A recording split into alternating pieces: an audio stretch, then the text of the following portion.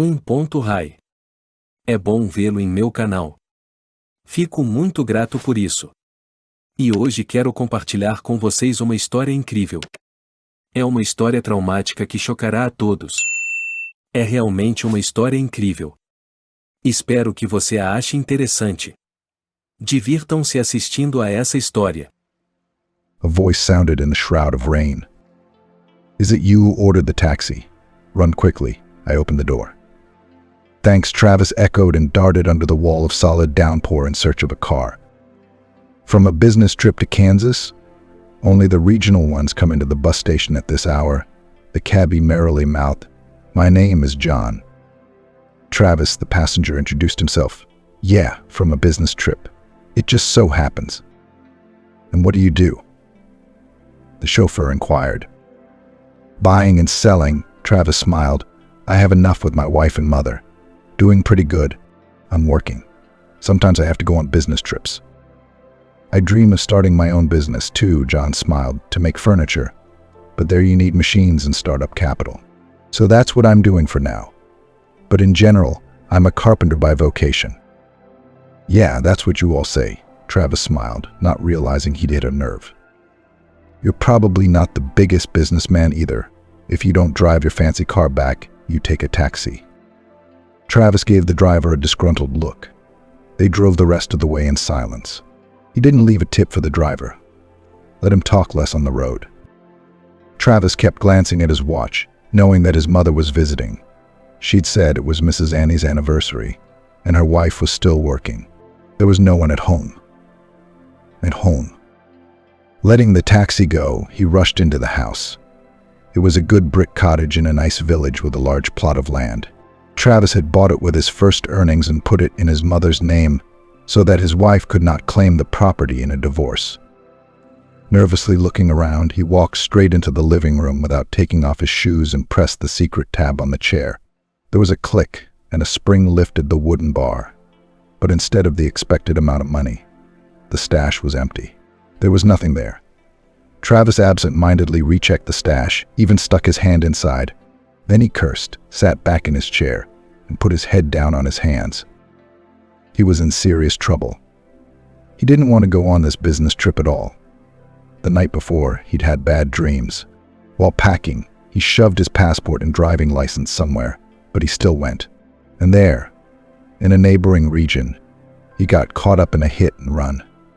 He was very technically bypassed, squeezed between cars.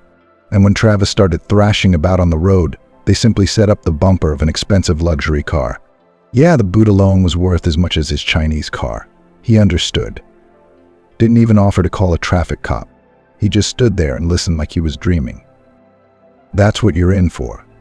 "Man," the short man in the Cadillac in front of him said with a chuckle, "your junk won't compensate me much.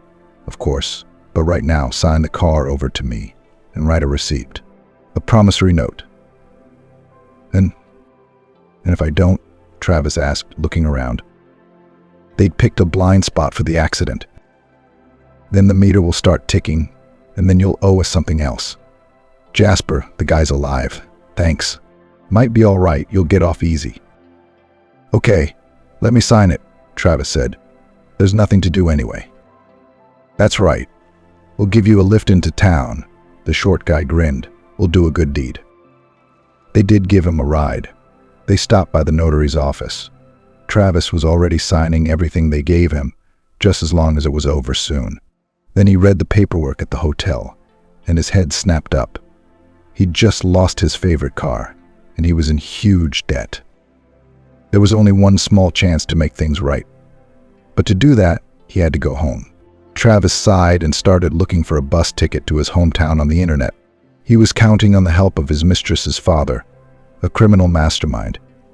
In criminal circles, everyone called him Chief by sight, but in person they respectfully referred to him as Mr. Alex.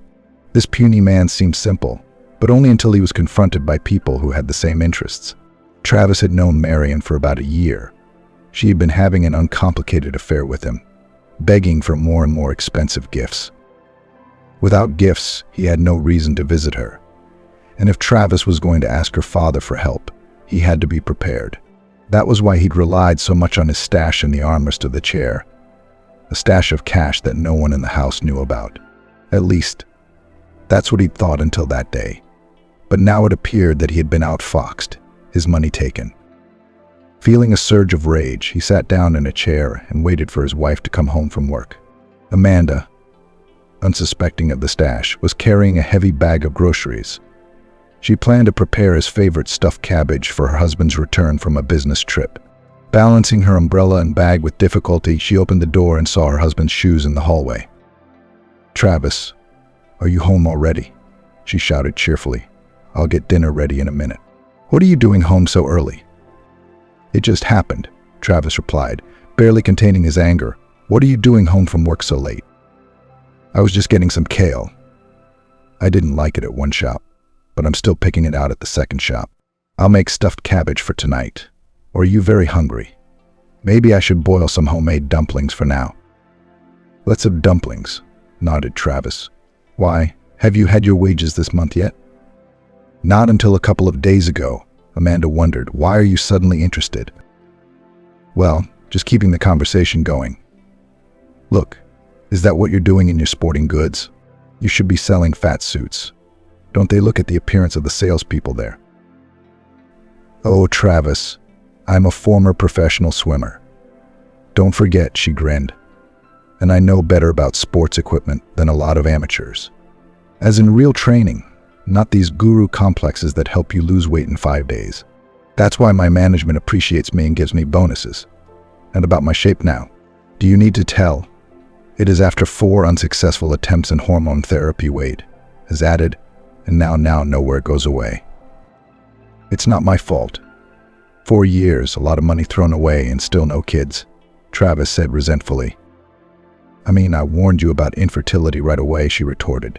"You didn't care about it then." "Well, yeah, right. I mean, I married a champion and got a domestic wreck. By the way, did you move the chair in the living room? It doesn't look right." "That one seems to be in place." Amanda threw a glance at the living room. "What's wrong with it? Are you leveling it on a ruler or something?" "I left something in the chair. I can't find it now," the spouse replied.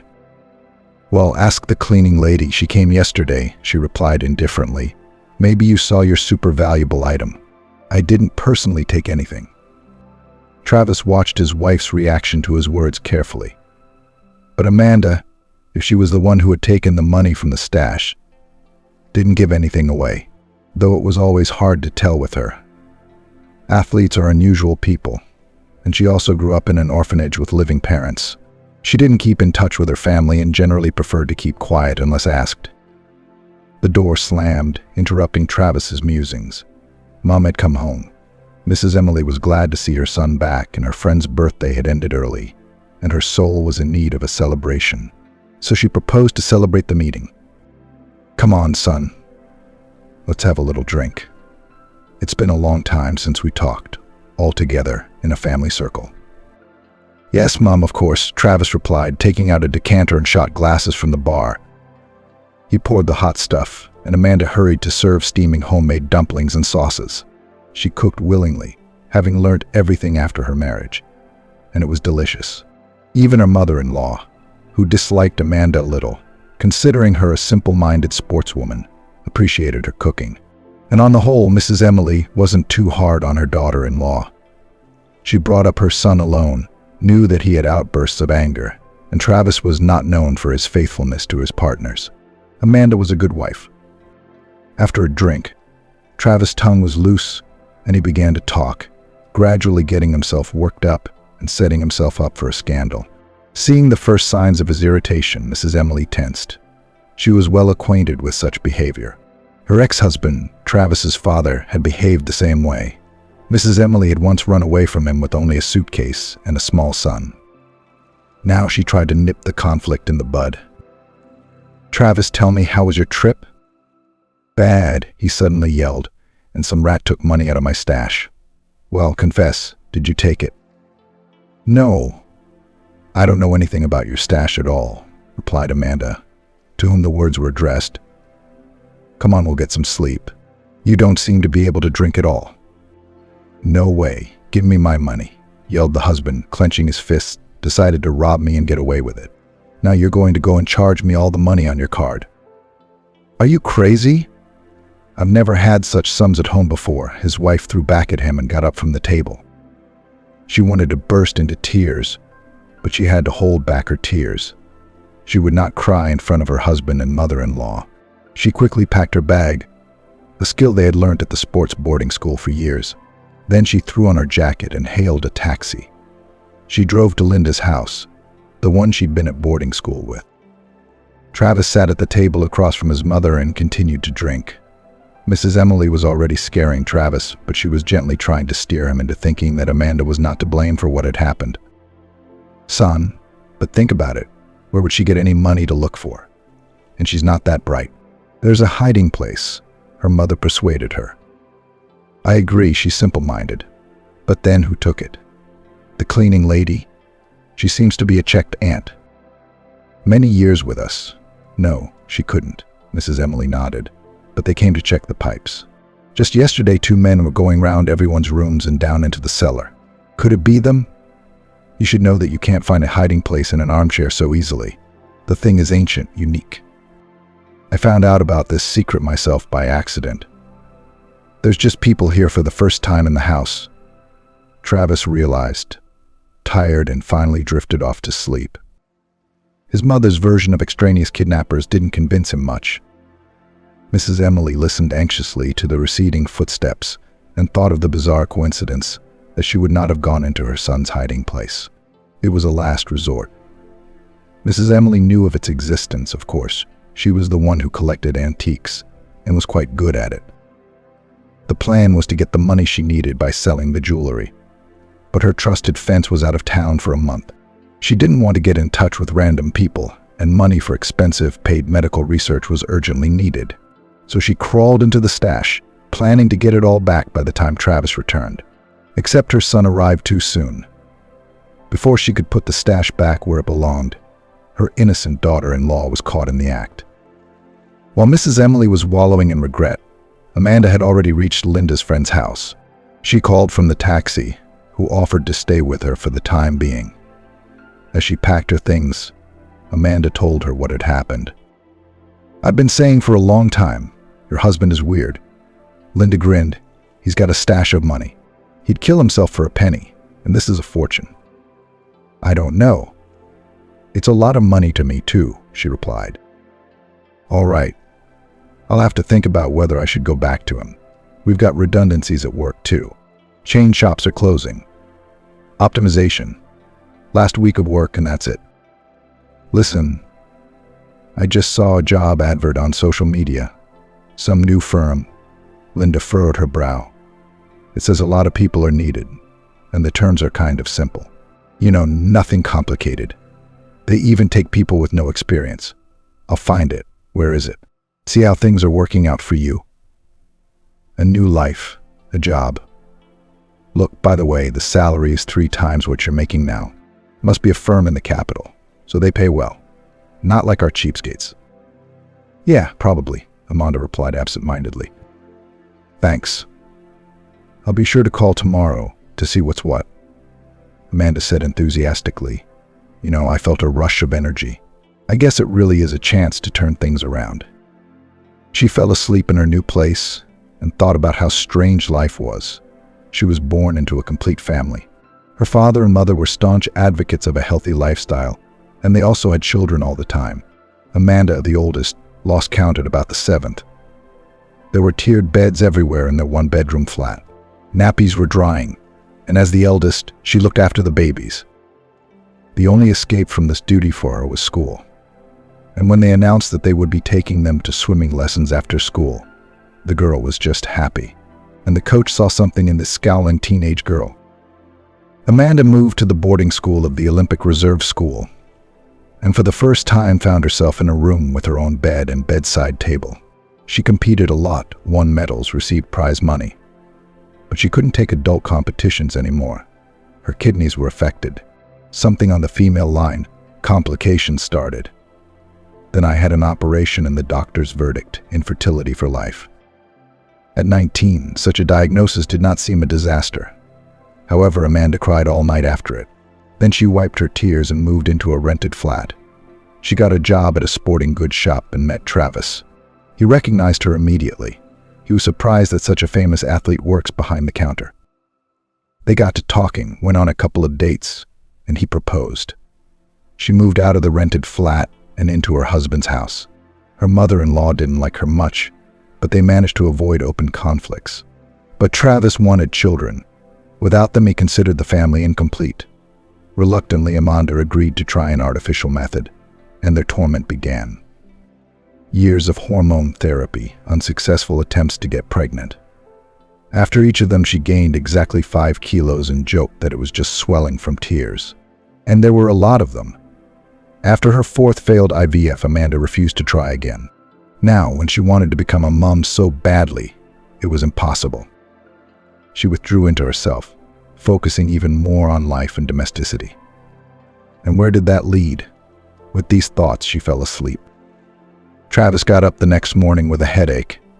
He almost regretted his angry outburst last night, and even accepted the loss of the money. But as soon as he switched on his dead phone to charge it, he was flooded with calls and texts reminding him how much he owed. Travis sent a short reply saying he was looking for money. He was once again reminded of the deadline and that interest was rising, but was not bothered again that day. Angry again, Travis shaved, dressed, and left the house, hailing a taxi to Marion's house. The mistress was waiting for her hapless beau, but she expected gifts, not empty hands. Travis's visit had disappointed her, and his request had enraged her. "Not only did you not give me that bracelet you promised, but you're asking me to set you up with your father," she resented him. "Isn't there anything else to do? Shine your shoes, perhaps?" "Marion, darling, you understand," Travis pleaded. "So next time there'll be a ring or a brooch to go with the bracelet. Do you know how many of those askers come to me every day?" She grinned. "And what makes you better than the others?" "I'm ready to ask you to marry me. Well, when I divorce mine, of course," Travis promised. "Okay, I'll talk to my father," replied a satisfied Marion. "But I'm not promising anything." "Okay, you just get him to meet with me. I'll take it from there," he replied. And while her son swore to his mistress in eternal love, Mrs. Emily sat at the reception of the capital's medical luminary. She got to him for a consultation for a lot of money, and even urgently took tests for a fee. Now the doctor looked at them and squinted meaningfully. "Well, my dear, you have a malignant tumor, metastasis. The stage is neglected, of course. As a matter of fact, you understand everything yourself. Any doctor in the district dispensary would tell you that." "I wanted a second opinion," said Mrs. Emily tearfully. "Well, you've got one, but you haven't got the money. You could have saved money," the doctor sighed. "We're not gods, you know. If even to operate, and I think that the time is lost. There's very little chance." "Thank you for your honesty," Mrs. Emily replied, and walked out of the office. What she had been shaking her hands for and pulling the money out of her son's stash had turned out to be nothing. The woman had hoped that the paid examination would give a different result, and the tumor would turn out to be a mistake, a terrible accident. But now she had to live with the realization that it was forever, and she had very little time left. While his mother learned her diagnosis, Travis stayed with his mistress. She had already called his father, who was ready to receive Travis at his country house. They drove there in Marion's car.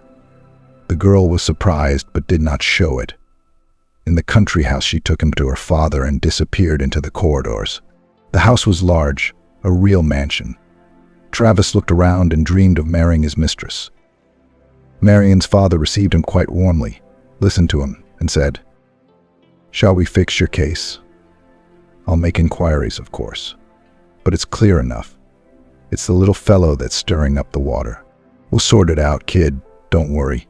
You'll have to pay me back, though. How'll you manage?" "How much do you want?"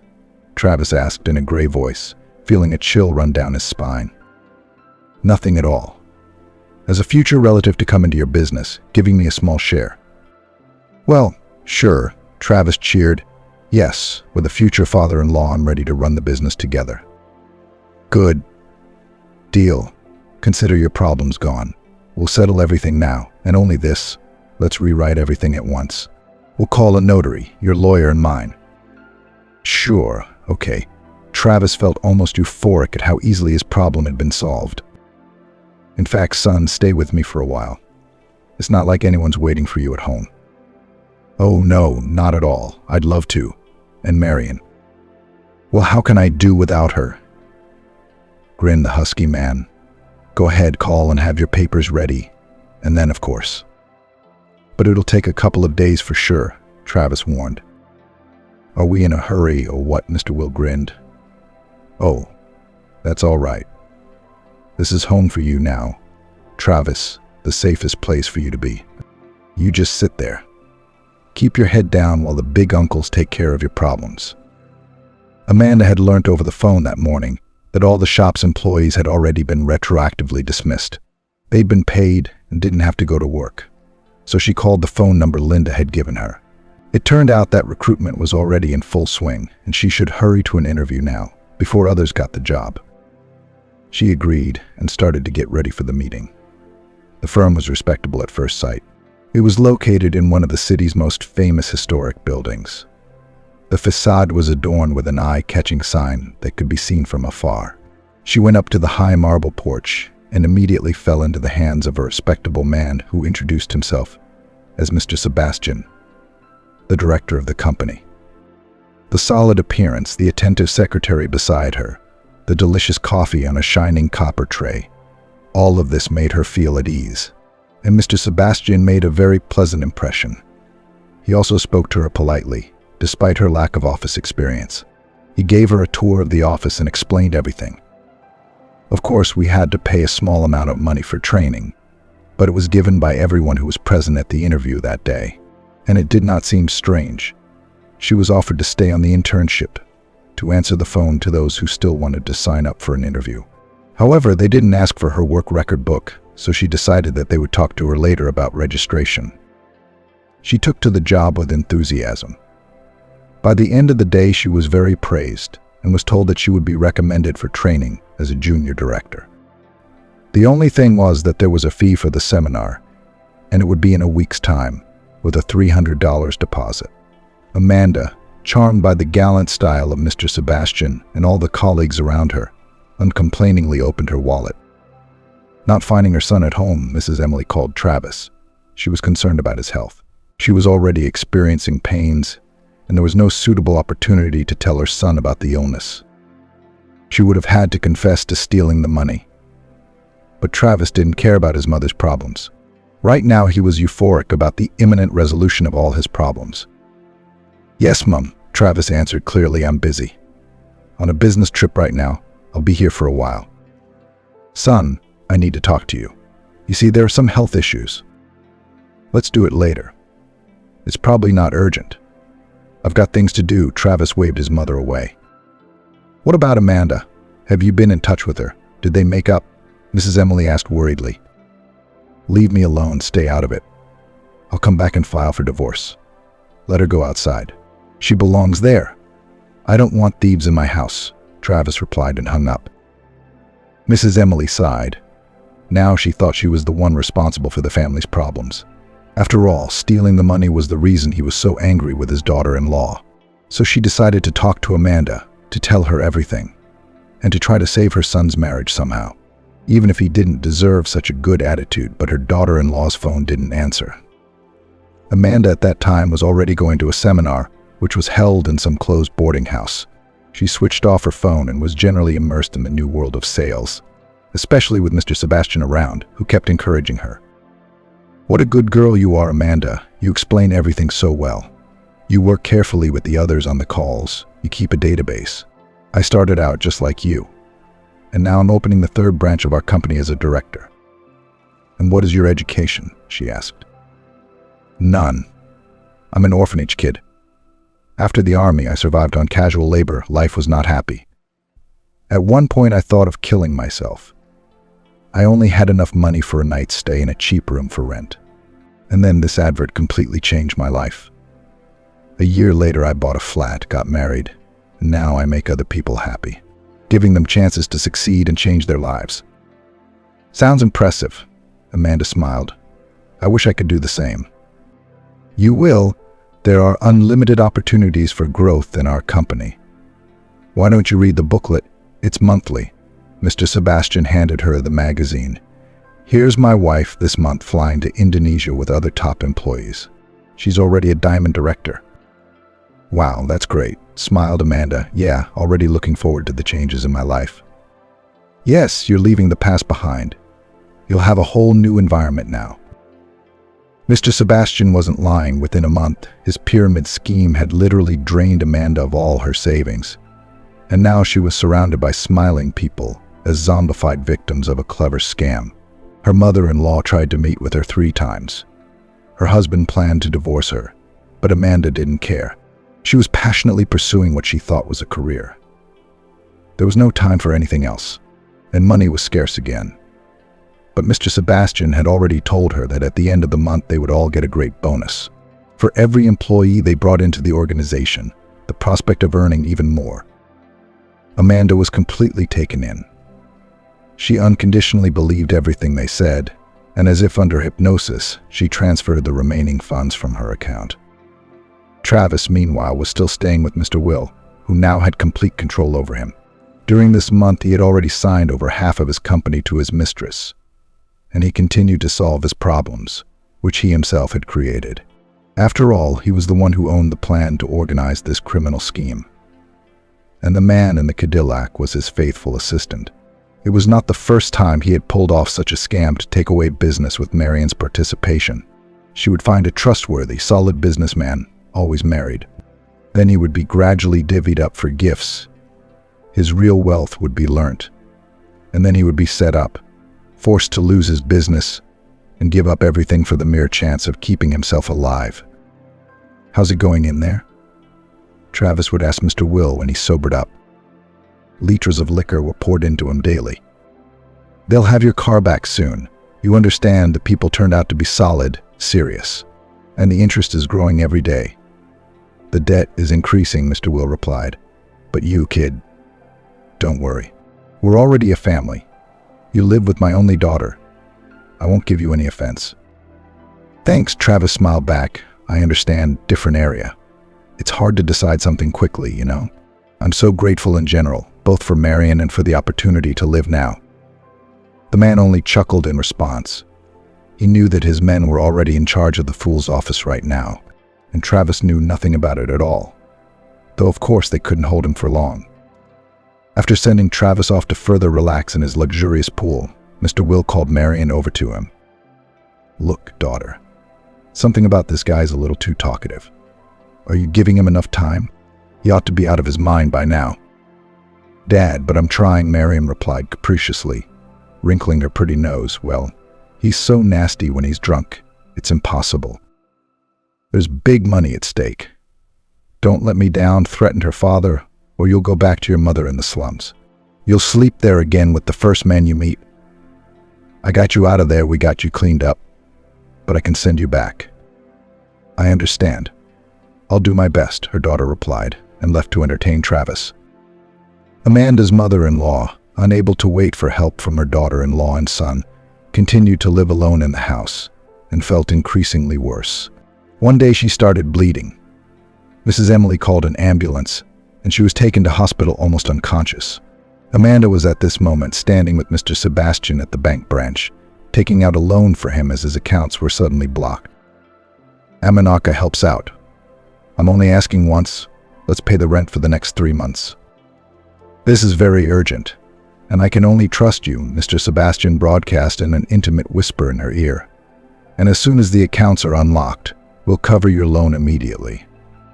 Good, Amanda complied as if hypnotized by her supposed employer. You're a smart girl. Sign here, Mr. Sebastian handed the paper to the bank employee. That's it. Let's go to the cashier's office to get the money. Amanda obediently complied with his demands. Sensing no trick, she got the money from the cashier's office, handed it to Mr. Sebastian, and then went to Linda's house for the night.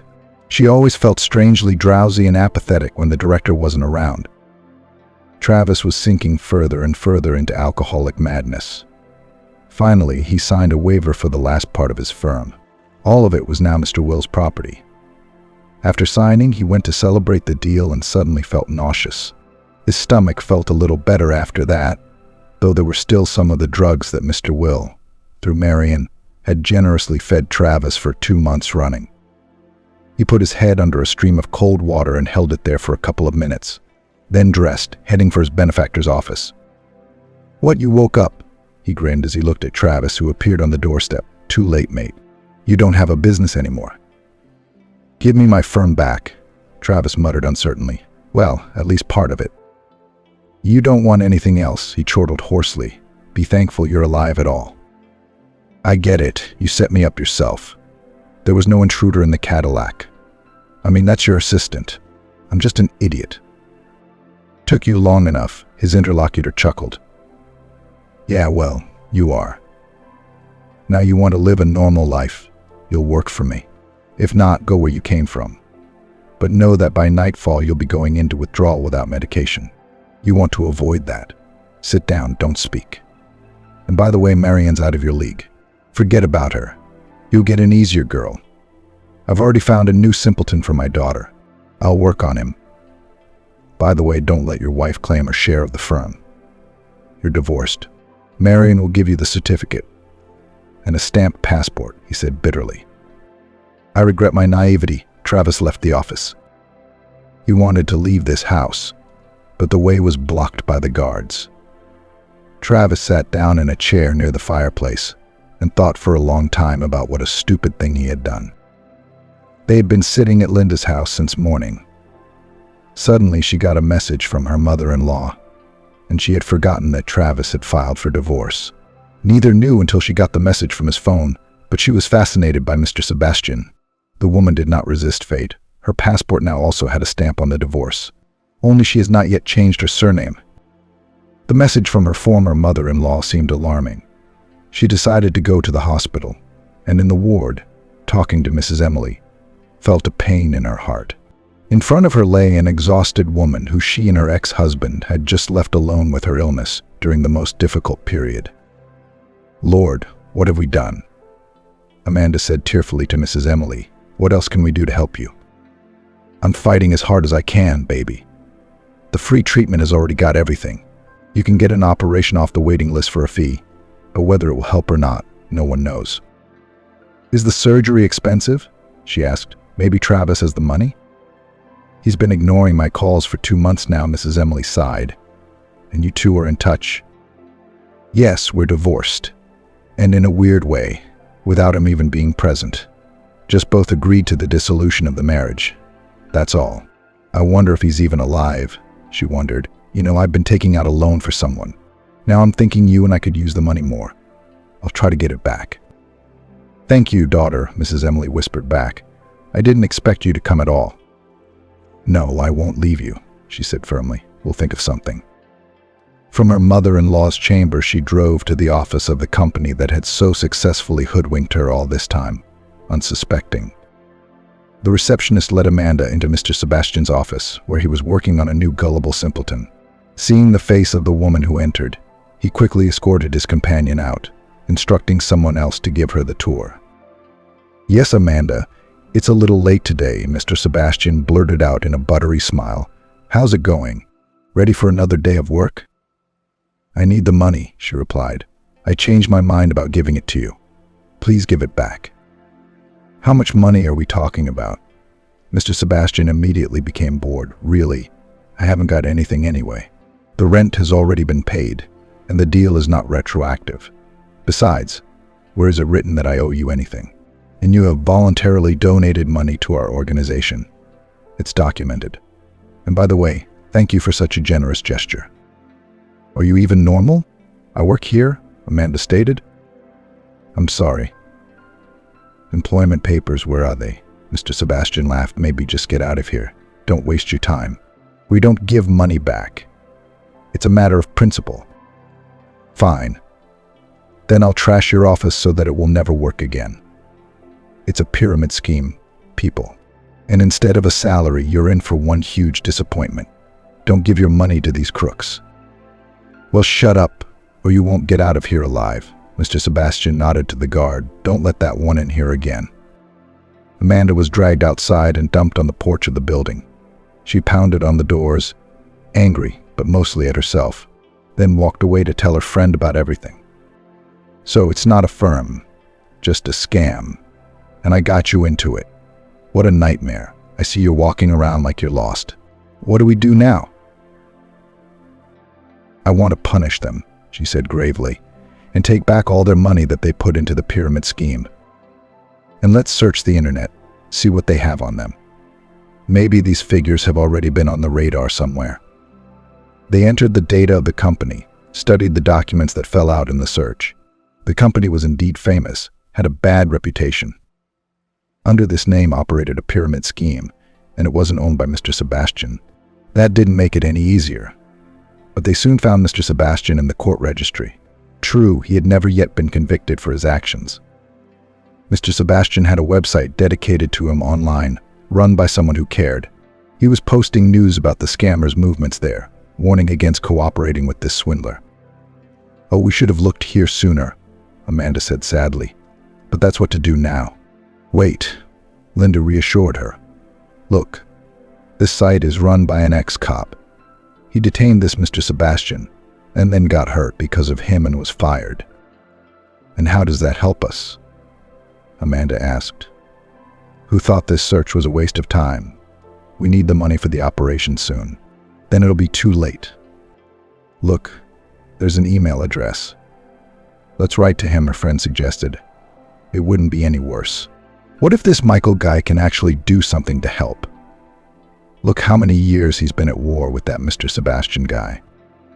"There's nothing to lose," she replied. "Maybe something will actually work out." They wrote and sent an email outlining the circumstances. There was little hope, and they were going to go looking for work in the morning. But a reply came within an hour. The email included a phone number and a request to call. She immediately contacted the person. "Hello, this is me writing to you," and fell for the scammers. "Sad," replied the man, who introduced himself as Michael, though of course he wasn't technically tried. "That Mr. Sebastian managed to get away with it somehow back then. And the brass put me on the hook. Good thing I had enough seniority to retire. I'm a private investigator now. I don't take orders very often, though. I have a license.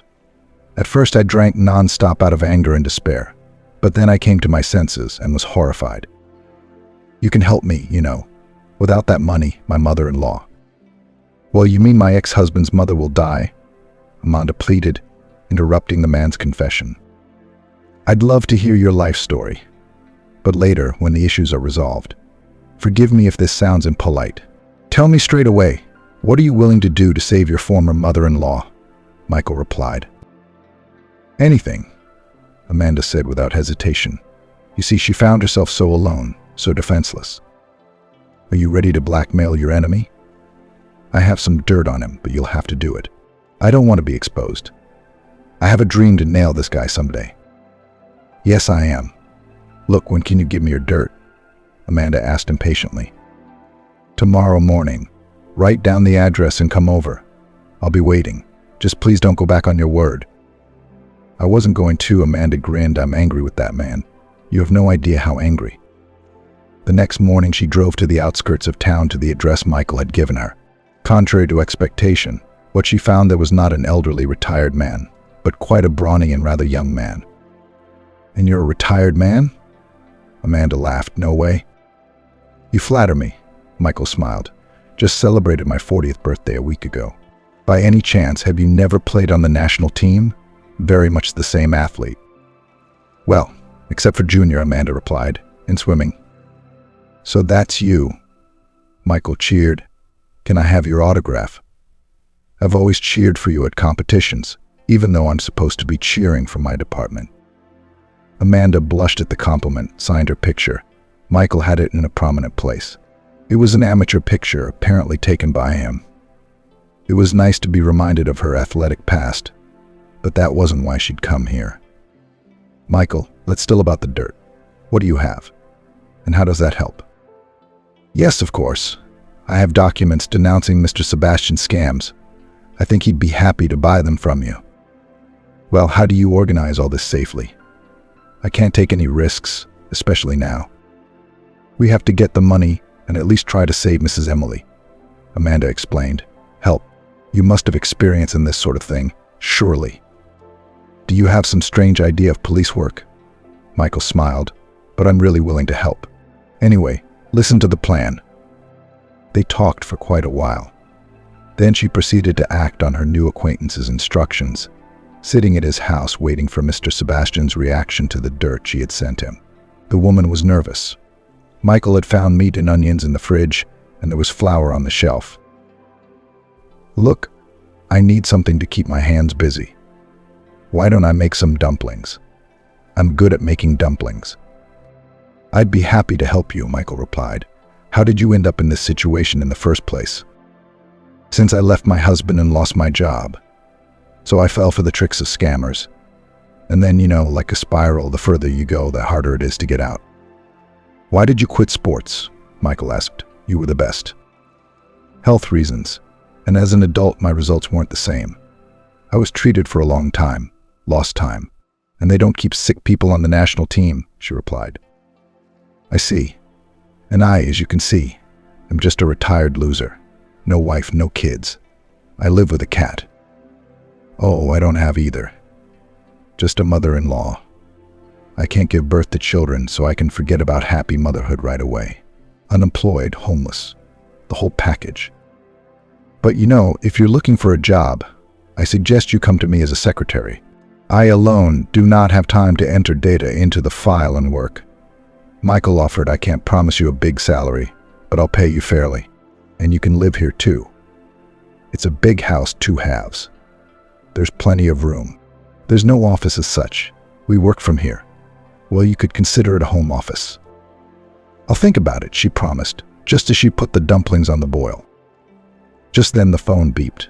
Her message was answered. Mr. Sebastian was offering to meet and talk. Don't accept.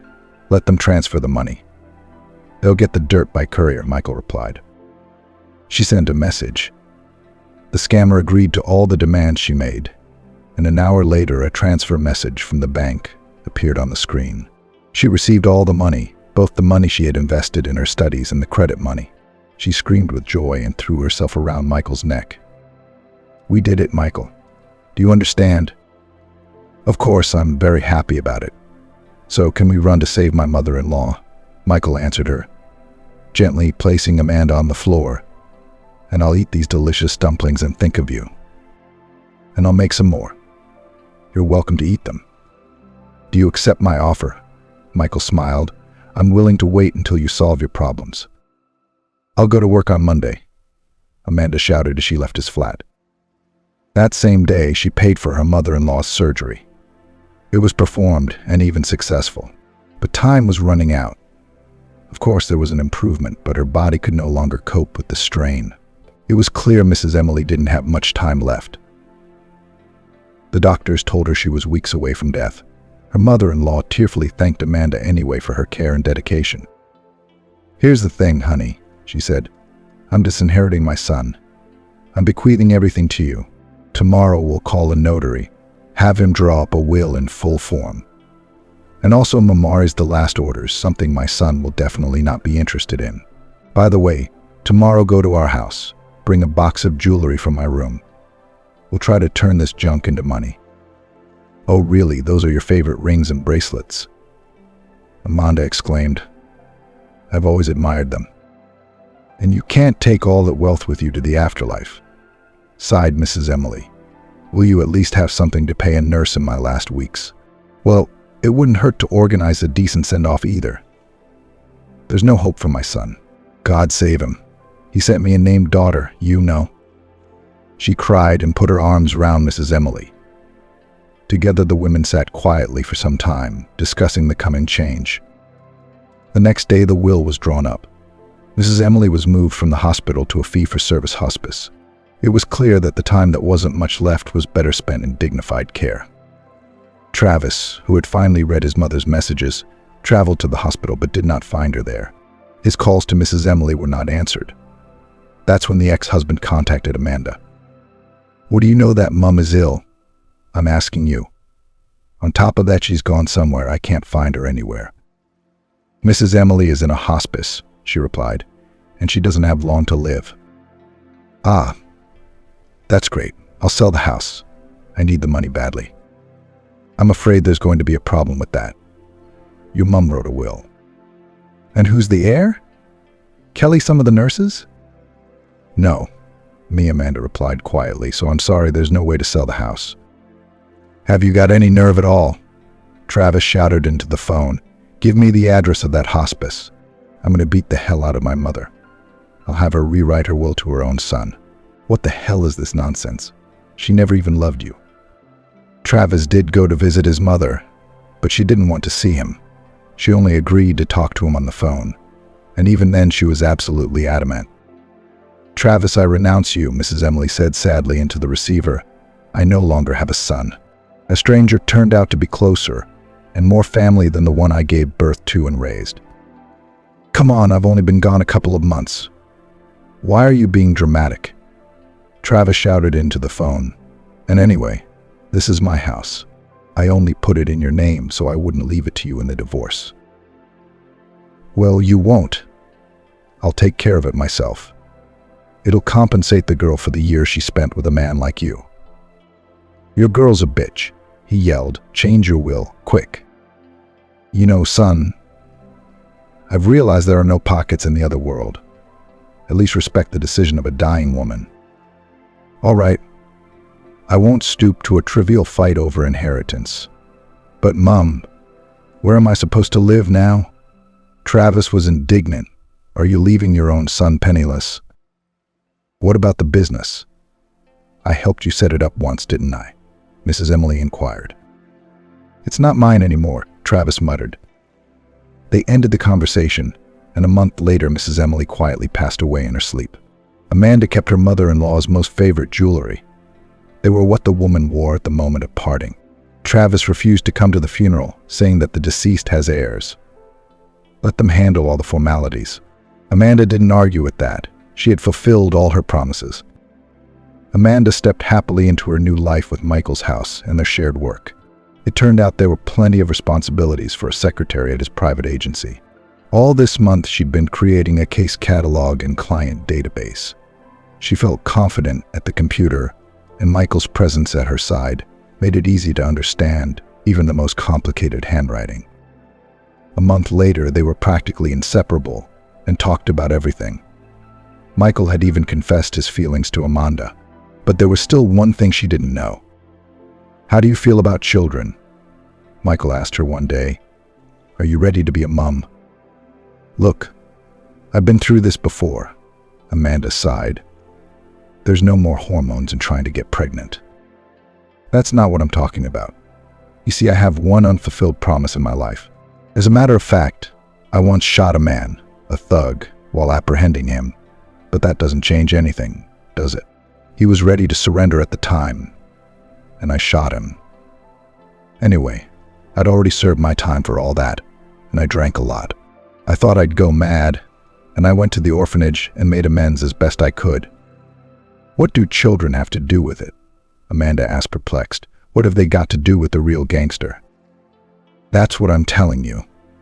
He had a son, practically a newborn at the time. Then his mother died, and the boy ended up in an orphanage. He's still there. I wanted to take him in, but they don't give them to single men. They said if he was a family man, no problem. So what, you're suggesting we adopt the kid? Amanda asked. No. Well, I'm not opposed to it at all. I'm just not really sure how it's all going to work out yet. Well, first we have to get signed, Michael smiled. Will you marry me? Yes, I will, Amanda nodded in response. Just let's dispense with the bouffant dresses and all that. They applied. At the same time, Amanda entered into an inheritance and then put the house on the market. Contrary to promises, Travis did not challenge his mother's last will. Now he himself lived in Pavlov's house and was one of his most loyal assistants. And he had heard about Michael's reputation and did not want to make such an enemy. The house where she lived with her ex-husband unexpectedly quickly went under the hammer, and for a good price. She put the money in the bank. Now she had financial insurance, and soon she and Michael were husband and wife. At the ceremony, besides the newlyweds, were Linda and Michael's best friend David. After the ceremony, they sat in a cozy cafe and separated. Amanda and her husband went to the orphanage. She couldn't wait to meet Thomas. That was the name of the boy they planned to adopt. The children were out for a walk when they arrived. Brightly colored jackets and hats flashed here and there. Michael turned his head, trying to see where Thomas was, but he couldn't find the boy. He saw him from a distance and ran towards him. The boy jumped and hung around the man's neck. "You've been gone so long. I missed you terribly. And who is this, your girlfriend?" "That's my wife. We got married today," Michael replied, "and we want to ask you if you'll be part of our new family." "She's okay with that."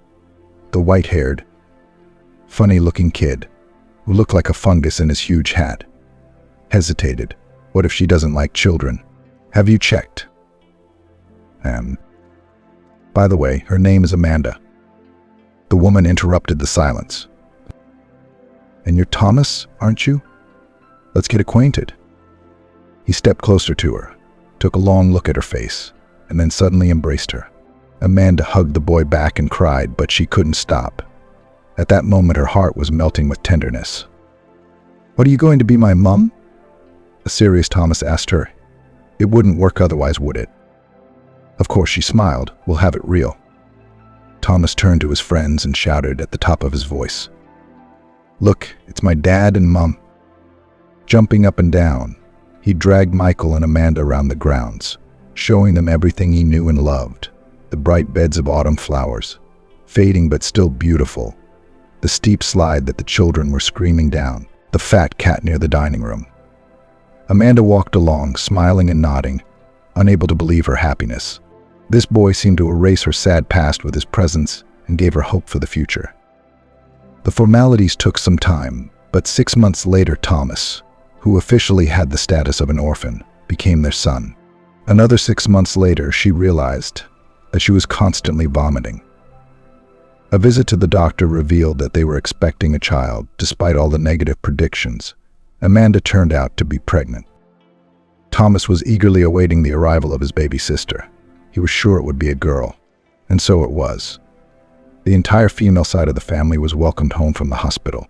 Amanda looked at her men, big and small, from the porch, with the baby in her arms, feeling boundless happiness. Everything in her life was now exactly as she wanted it to be.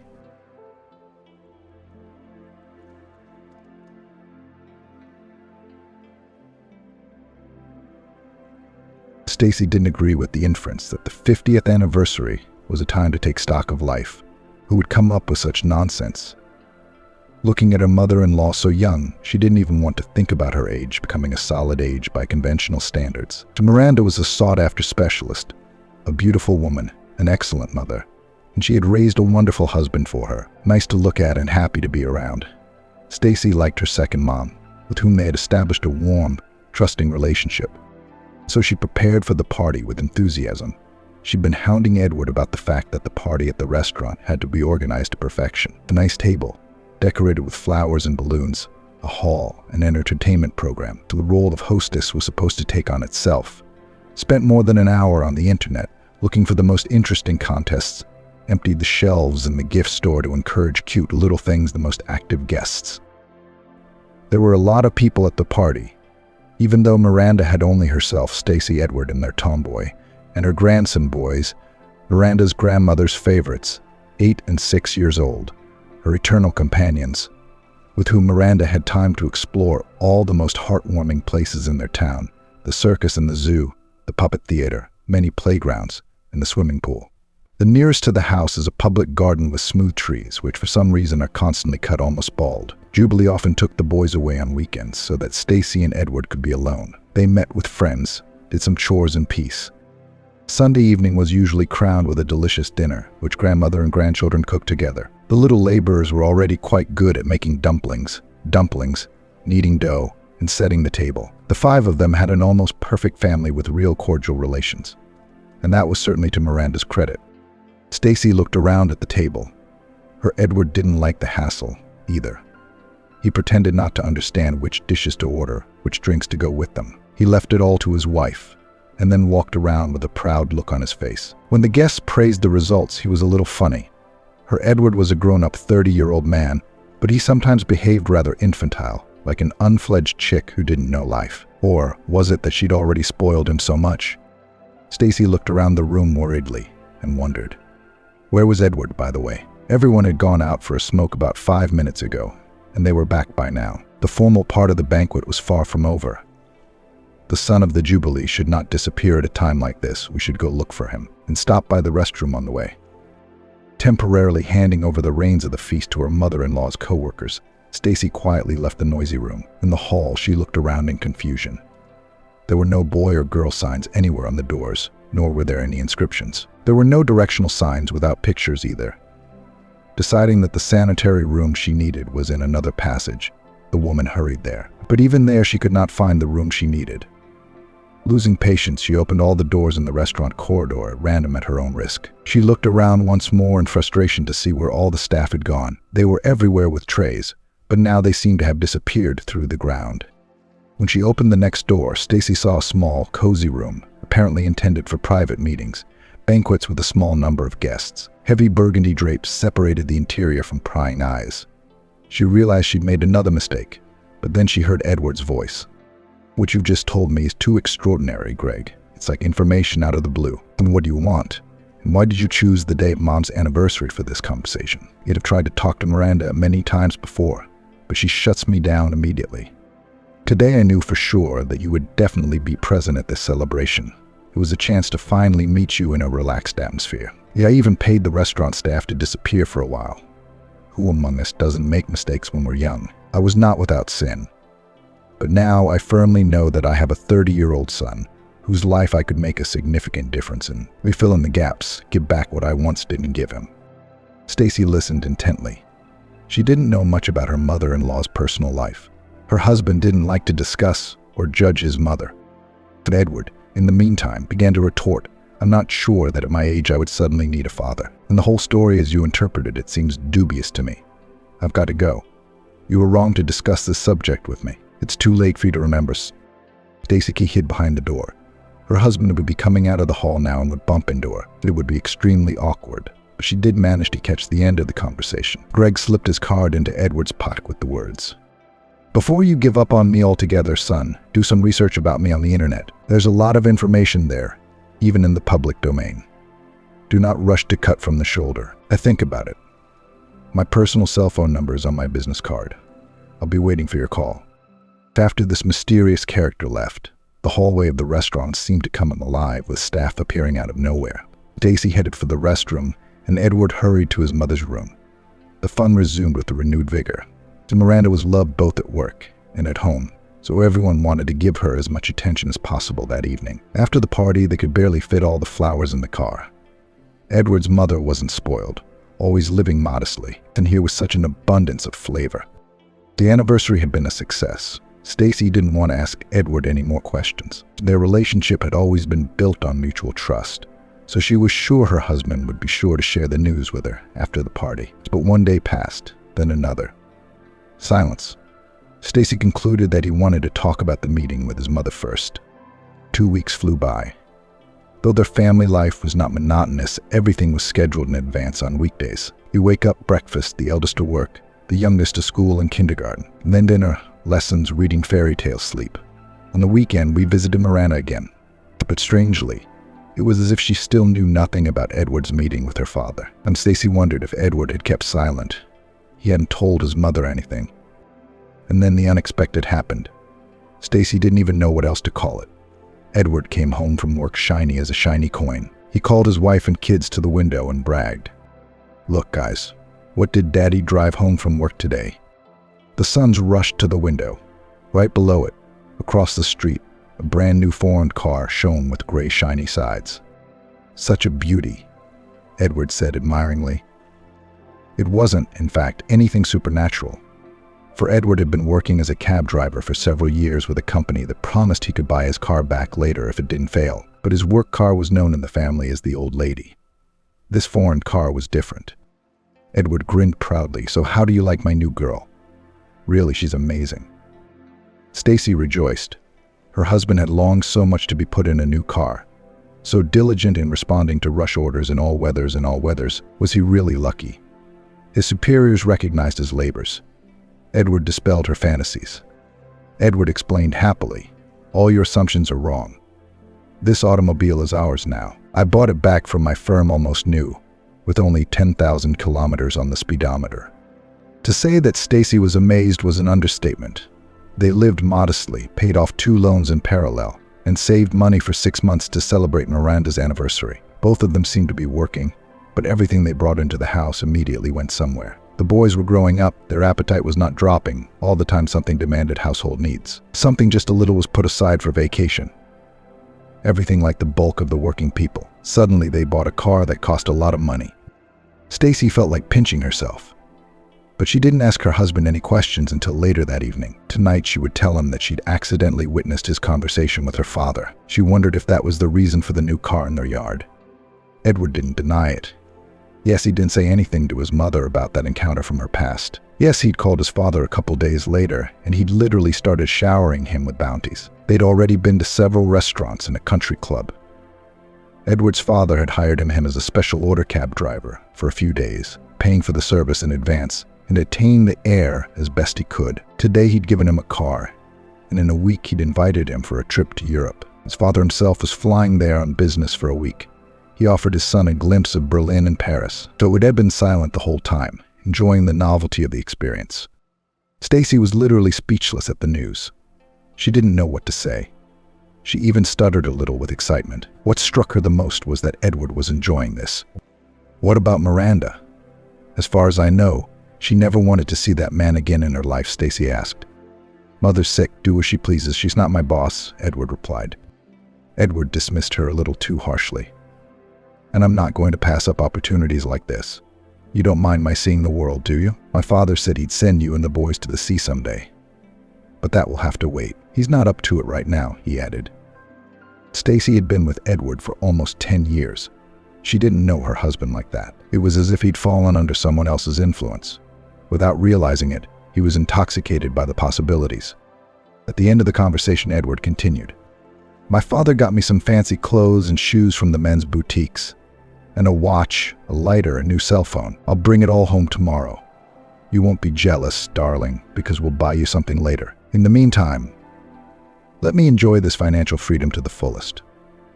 My father's opened up a bank account for my personal needs, so now there will be less spending on me and our family. Dad is going to provide for me completely.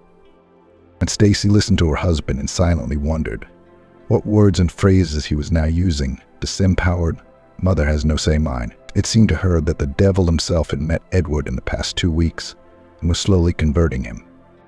What kind of man was Greg if he could change Edward like that in a short time? She didn't want to ask Edward what his father was doing for money. She didn't want to ask Edward what his father made his money on.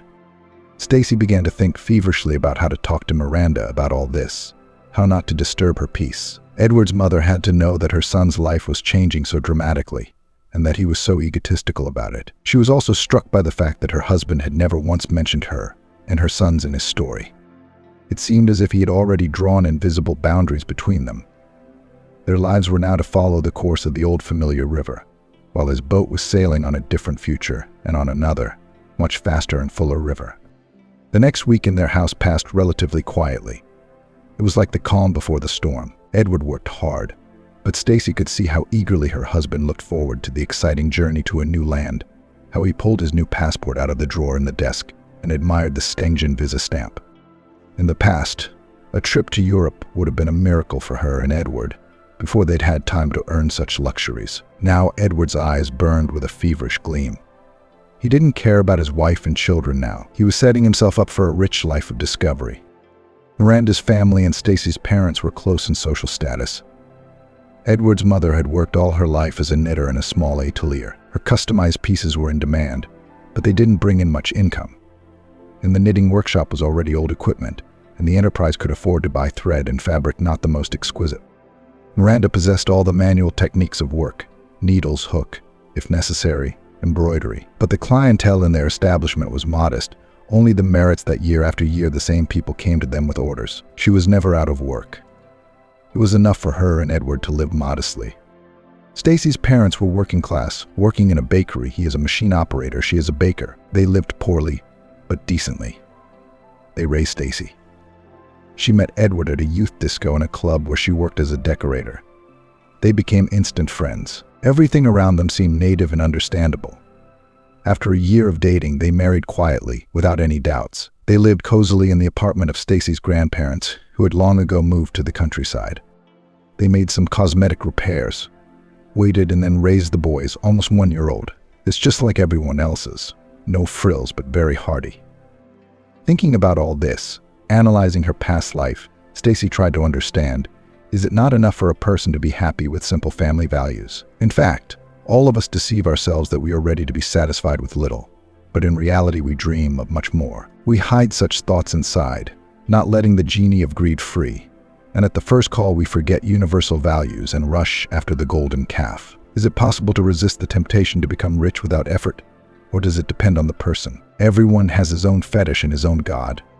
While Stacy was mentally engaged in these philosophical musings, she rushed to Miranda's house with the cake. Her mother-in-law was a desperate sweet tooth, and she needed something to sweeten the bitter news. Stacy hadn't quite figured out how best to begin this difficult conversation. Miranda helped her with that. "Greetings, sweetheart. It's like you sensed I missed all of you. I was on the phone with Edward just the other day, and he said he was going on a business trip abroad soon. That's new for his company. Are they servicing clients overseas now?" Stacy jerked involuntarily. "This is not a business trip at all, Miranda." Alas, Edward was going on this exciting trip with his father, Robert. Stacy's mother-in-law turned pale as chalk. "With who? Rob? That can't be right. He hasn't been on my horizon in over 20 years. How could this have happened?" Stacy detailed how she had accidentally witnessed Edward's meeting with her father at her mother-in-law's anniversary party and what had happened next. She listened avidly to the woman, who had been shaken to the core of her being, and then suddenly said, "I'm sorry, darling. You'll excuse me, dear. I want to be alone and think this over. The news is too shocking. Coffee and cake is off. I can't eat right now. I'm sorry I'm not ready to talk about my past life with anyone. The memories are too painful. It's been years, and it still stings."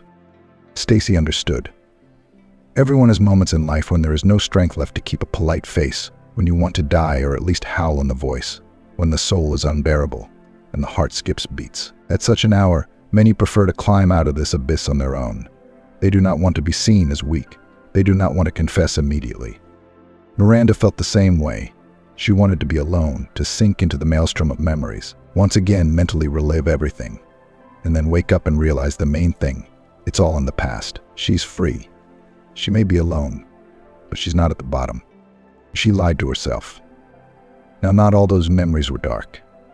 There were some among them that were so wonderful that they still made her heart sink.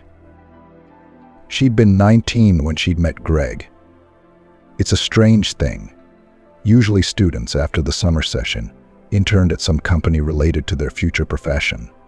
At their university, for some reason, contractual obligations firmly tied the faculties of economics, law, chemistry, history, physics, and others to a cannery in the region. All students are like students. At the very least, they work in construction teams somewhere. Here, all without exception before vacations for a couple of months on a watch to glass jars were sent to the cannery. The young people swore at their deans, but only jokingly. It was a glorious time. The work was not dusty and quite profitable. Arrange cucumbers on the conveyor belt of jars.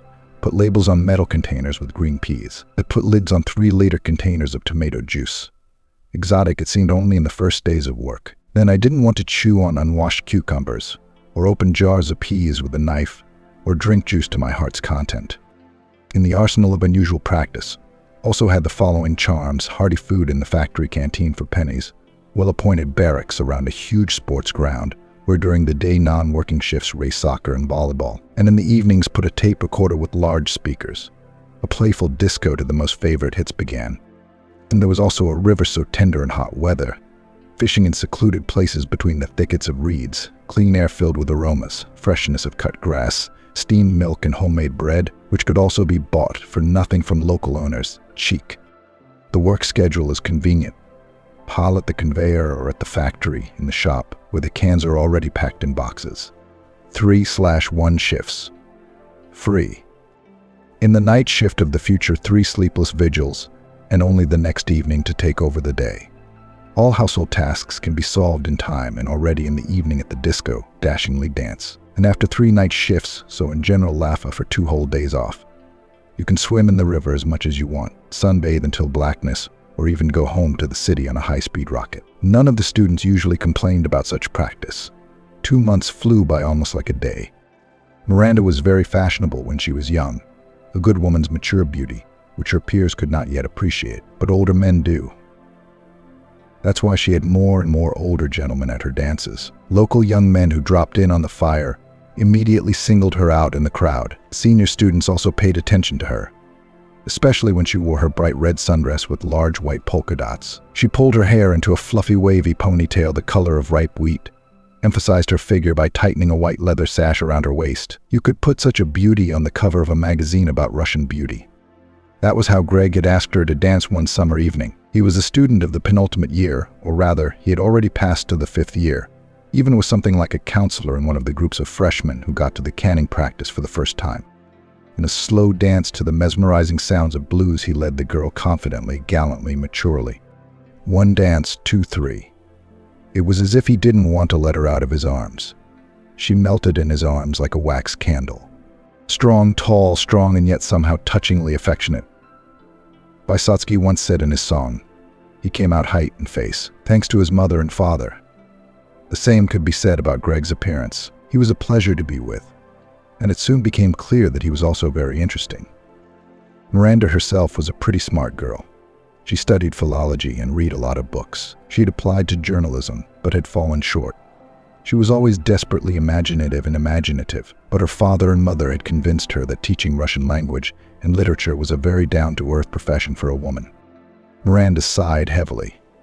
How did her parents dream that their girl would grow up to be intelligent? She had to have a higher education. It didn't work out. First, she gave birth to Antosha in her 3rd year. Then the parents, severely experiencing a fatherless grandchild, somehow began to get sick one after another. Miranda was a late baby.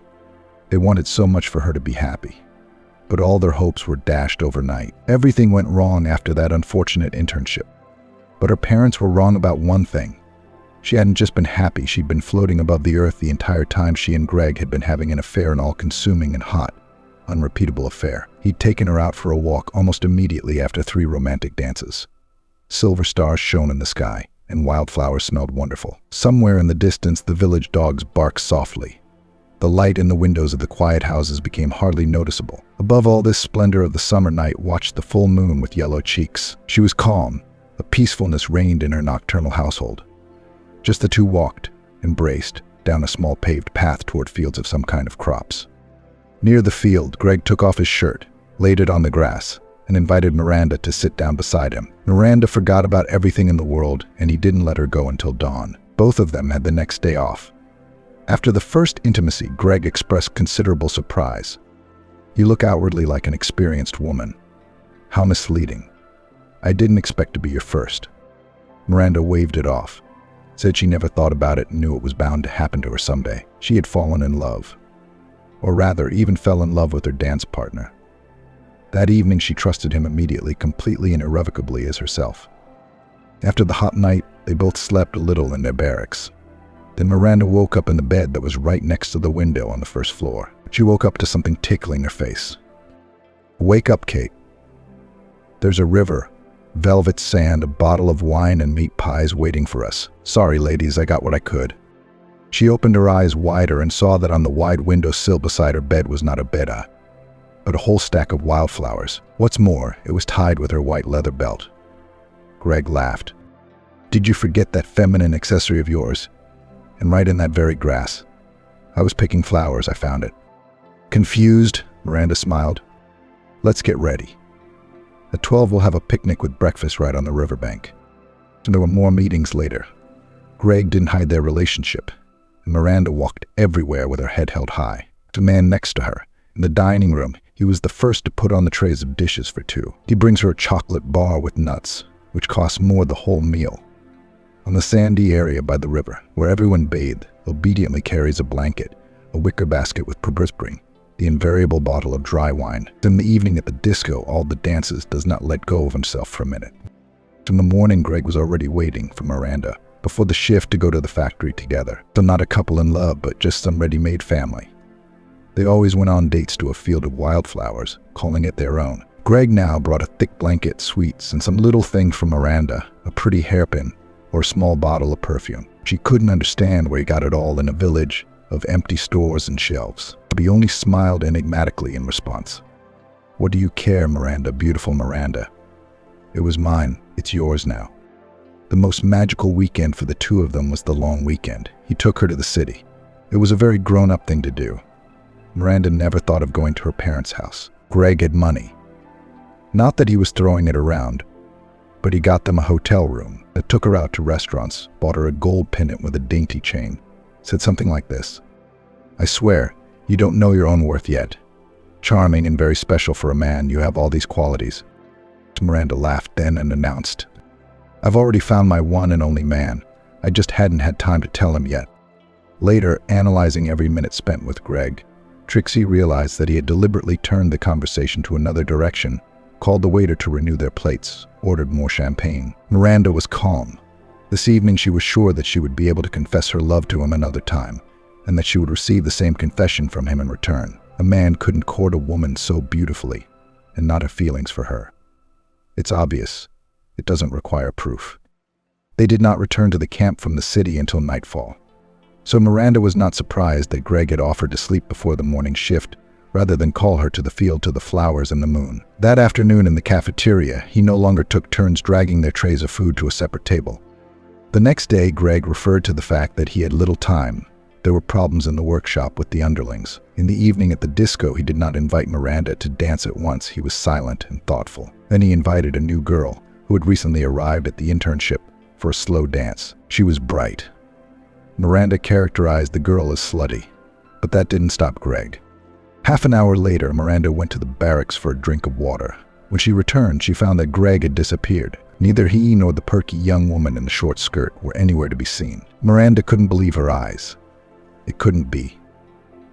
Attentive, affectionate, warm in his attitude to her, Greg could not have left her like that. After the disco was over, Miranda didn't fall asleep. All night she kept watch in the dark at the window, while all the girls in the room slept peacefully. The couple didn't show up until morning. They were walking in each other's arms, obviously pleased with each other. When Miranda saw that picture, she felt such a terrible pain that she thought her heart was going to stop, and her window passing by and not noticing her. The man she loved didn't even look at her, whispering something in his new lover's ear.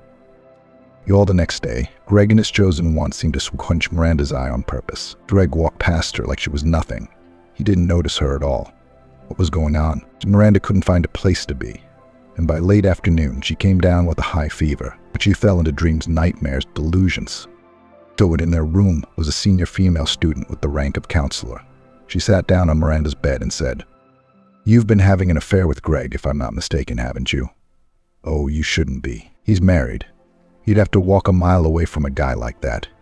He's kind of a lone wolf in our class. He looks young, though he's already in his 30s. He's from Georgia, but by blood he's not a pure representative of this nationality. According to his customs, he got married before the army. Then he served and studied at the second university. We laugh that he's running away from his wife to Chicago, where morals are freer. He's a ladies' man, Miranda. Never missed a girl in our class. And when he's done having affairs with ours, he's moved on to other departments. And this one fell for it. Get over it. Try to forget him as soon as possible. Trust me, it's for the best. He's never gone back to any of his girlfriends twice. Chalk it up to a fling during practice." After talking to their practice mentor, Miranda felt even heavier in her heart. She couldn't believe it could happen. Greg looked at her with such loving eyes, such words whispered in her ear at night in the field. That kind of behavior couldn't be fake. She must talk to him about it. Miranda's fever broke after a couple days, but her misery, alas, could not burn out in that feverish fire. She loved Greg so much that her cheekbones drooped as soon as she saw him anywhere, but he acted as if nothing had ever happened between them. What's more, he was already out with someone else. The beautiful, brave girl who had crossed Miranda's path had been dumped far more quickly than Miranda herself had once been. But this discovery gave her no pleasure. After a couple more days, she decided to choose the right moment and explain herself to Greg. Let him tell her to her face that everything was a mistake, and he didn't need her anymore. Now she spent days mentally rehearsing the conversation with her lover, role-playing it, thinking up the right questions and finding good answers. Soon she was 100% ready for the dialogue. Miranda went up to the second floor of the barracks where Greg's team and himself lived. Also confidently she knocked on the coveted door. Let everyone see that she had come here on her own. The knock was answered with, "Come in. It's open." Miranda shuffled into the room, where there were 8 bunks. It was Spartan, but surprisingly clean. Appliances everywhere. There were 2 junior college kids sitting at a table in the middle. Greg is nowhere to be seen, though he's on another long weekend. Both guys look questioningly at Miranda, and she immediately asks the only question of concern. "Can I see Greg? I have an important conversation to have with him." Both students spoke at once. "So he left yesterday, excused himself from practice for good. Said he missed his wife terribly, and our stay here in a week will be over for everyone anyway. So he took off a little early." Miranda's eyes darkened. What did those words mean? For good. She would never see her lover again. Was it over for them forever? She decided to clarify that wording. And what is known about when Greg will return to the university? I mean, he's got 1 more year of school left. The guy seemed to look sadly at the pretty student and eagerly clarified. And he transferred to the correspondence department. He said that he was tired of vagrancy. It's time to live in a family. He and his wife to have offspring. Heirs. He went out with the young and beautiful. It's time to do the honors. You're not the first person to ask about him today. Miranda realized clearly that Greg was not hiding his relationship from his roommates, perhaps even sharing his impressions with them, though he might have kept silent on the details. In those moments, her world crumbled, plummeted into the abyss. She cannot live without him. She doesn't know how to breathe without him now. Why is everything so cruel? Why did he do that to her? Why did he pretend to love her and be so tender? Unbearable. Miranda found the strength to get up from someone else's bed and wandered downstairs to her room. It would be another week before she went home. She would summon up all her willpower and work the remaining shifts so she could get a small bonus. Even before the practice, she had a big idea: to take her parents to the sea with this money. She would not have swung at such expenses, but with her studied a girl who still worked as a watchman at a recreation center on the coast. Conditions for recreation in this modest complex were, to put it mildly, Spartan. But it's a fish without a taste. I don't care that the old boardwalk houses there are already breathing on a languor, that you have to cook in a common kitchen, and in the shower, and in the toilet to take a cue. All this is such a trifle. In 50 meters from the fence behind the sand dunes, the sea was splashing, and it would cancel all the shortcomings, simplify everything, reward everything. Miranda knew all these details about the recreation center so well because she had vacationed there with a friend last year. She had already calculated everything. The money earned would be enough for the 3 of them to spend 2 weeks in the paradise of the sea. And there would be money for train tickets back and forth. And for Greg, her love, her longing. She'd think about that later, tomorrow, no. Then, when she found herself at sea and relaxed, she would find a way to find him, figure out how to rekindle his feelings for her. The dream of the sea was realized without a hitch. All the students actively working at the cannery were additionally rewarded with a bonus. In 3 days, Miranda and her parents were traveling in a parlor car to a resort town. Everything was prearranged at the recreation center. So Miranda even calmed down a little. Somehow she was sure that Greg would show up at the university soon and they would see each other. Nothing, she was patient. She would wait for her finest hour. A welcoming saltwater pond. Ripe, juicy watermelons and peaches. You can eat tons of seedless sultana grapes, though fall, but still very generous. Sunshine. For the first 2 days, Miranda and her happy senior company did nothing but enjoy the delights of the South. The beach all day long, walks in the park in the evening, a movie theater nearby. We have already bought tickets to the dolphinarium. So we wanted to see good-natured sea creatures up close on the 3rd day after the sea. But we decided to get acquainted with the city in detail by Marshrutka. It's only 5 stops away. Close. Miranda didn't remember much afterwards. A sharp note. She couldn't breathe. Her mouth was filled with viscous, sticky saliva. People were rushing around. The bus was packed. It was stuffy, cramped. No way through. Later, she would learn that her parents were very frightened when she fainted in the transport. The people around her were also concerned. The driver quickly called an ambulance. Miranda was loaded into the ambulance and taken away. The distraught parents reached the hospital later. Miranda's mother immediately rushed to the doctors, and an elderly man in a white coat immediately calmed her down. "Why are you so worried? In an interesting position, such attacks and expectant mothers happen. Everything's all right now. There is absolutely no health risk for your daughter and her baby." Expectant who? Miranda's mother was in shock. Miranda's pregnant. This can't be happening. My daughter is unmarried, has never been intimate with a man. A full-bodied, good-natured doctor took a good look at her and said, "Believe me, a doctor with 30 years of experience, there is no such thing as immaculate conception in our lives. There are always two people involved in the process. The young patient is only 4 weeks pregnant." For her, the news of pregnancy also came as a surprise. Apparently, she hadn't been following her female cycle very closely. Miranda's mother was a woman of very strict rules. She stormed into her daughter's room like a hurricane. She didn't look at the fact that Miranda was lying alone, that she was pale, and screamed at the top of her voice. "Miranda, how could you behave like that?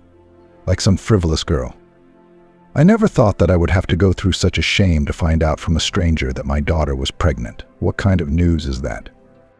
Miranda covered herself with a sheet. How could she explain to a mom with her old-fashioned views on family and marriage that she'd met the love of her life in practice? It's useless. She won't understand or hear her. She married her father once at the insistence of her parents, who thought that 25 years old and an old maid are compatible. We've got to fix that. I married the first man who showed interest without any love or feelings. It was lucky that Miranda's father turned out to be a decent and faithful man. They've lived together for over 20 years, and the fact that words of love to each other never say, so it is not the worst misfortune in the world. Miranda had dreamed since she was young that it wouldn't be like this for her. And then suddenly it was such an embarrassment to the world. How could she not have thought that her relationship with Greg could have such consequences? She was out of her mind, losing her head. She'd lived with him for a week, and then she'd fallen into the bitterness of separation. Now she had to deal with the whole thing. A couple of days later, when she was discharged, she and her mother had an unpleasant conversation. First she asked Miranda all the details, and then she gave her a harsh verdict. "Love in a field of flowers.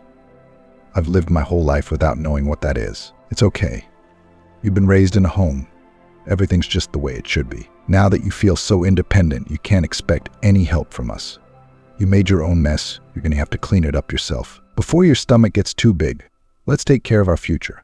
Solve the university issue. You get yourself a rented apartment and a job. I don't need this embarrassment in my house." So we spent the rest of the vacation next to each other. Alienation. The money paid for the house was not refundable, so we didn't rush home. So my mother kept quiet. My father walked around like a cloud. Miranda spent a lot of time by the sea, as if knowing that the next time she would not see it for a long time. In her hometown, she remembered that she had been knitting little things for herself since she was a child. There was a neighbor in their house who worked part-time private orders, someone original sweater, someone a genuine sweater, someone warm scarf for the winter. And she had taught Miranda this craft in her time. And now she told her where to finish profile courses and how to find a job. This job became a gift for Miranda, a lifesaver. She did it well, tastefully, somehow unexpectedly, stylishly and sympathetically. One trouble with it was, Miranda did not know how to look for the right, rich clientele. That for a large family of many children, she would bind everything. Then to lonely old people for half the price of a warm sweater or socks. People loved her for it. People always brought her gifts for little Edward, an apple, candy, and cookies. So Miranda's mother kept her word. She was not interested in her daughter and grandson, did not help, withstood the principles and character. And Miranda was also lucky to have a place to live. The same kind neighbor introduced her to a grandmother who rented a room, her 3-room apartment. The rent was symbolic. To clean the whole apartment 3 times a week, to boil some liquid chowder, soup or borscht for an old lonely woman. That's all the demand of a single mother. Miranda was more than satisfied with all this. Granny could always be left for an hour with the rather quiet Edward. The son was a trouble-free child. He didn't pick up any childhood illnesses. He went to the nursery, to kindergarten, to school, to the after-school program without tears and caprices. With the same appetite ate porridge, mashed potatoes and cakes. Despite the composition and scarcity of the diet, all considered equally tasty. The weak link in their small family was only one thing. They had always lived tightly from one Miranda's paycheck to the next. Miranda didn't ask for any luxuries from heaven, but they could get ridiculous with money. As soon as she managed to get a solid, well-deserved paycheck for some order of her own, another problem appeared at once. Miranda was saving penny by penny to take Edward to the sea in the summer. Her mother was seriously ill. Everything goes to surgery and care. She's not going to ignore her aging parents like she once did hers. A semblance of a hint of a tidy sum is being collected. The prospect of Edward getting a college education looms. He had so dreamed of graduating from the Transportation Institute.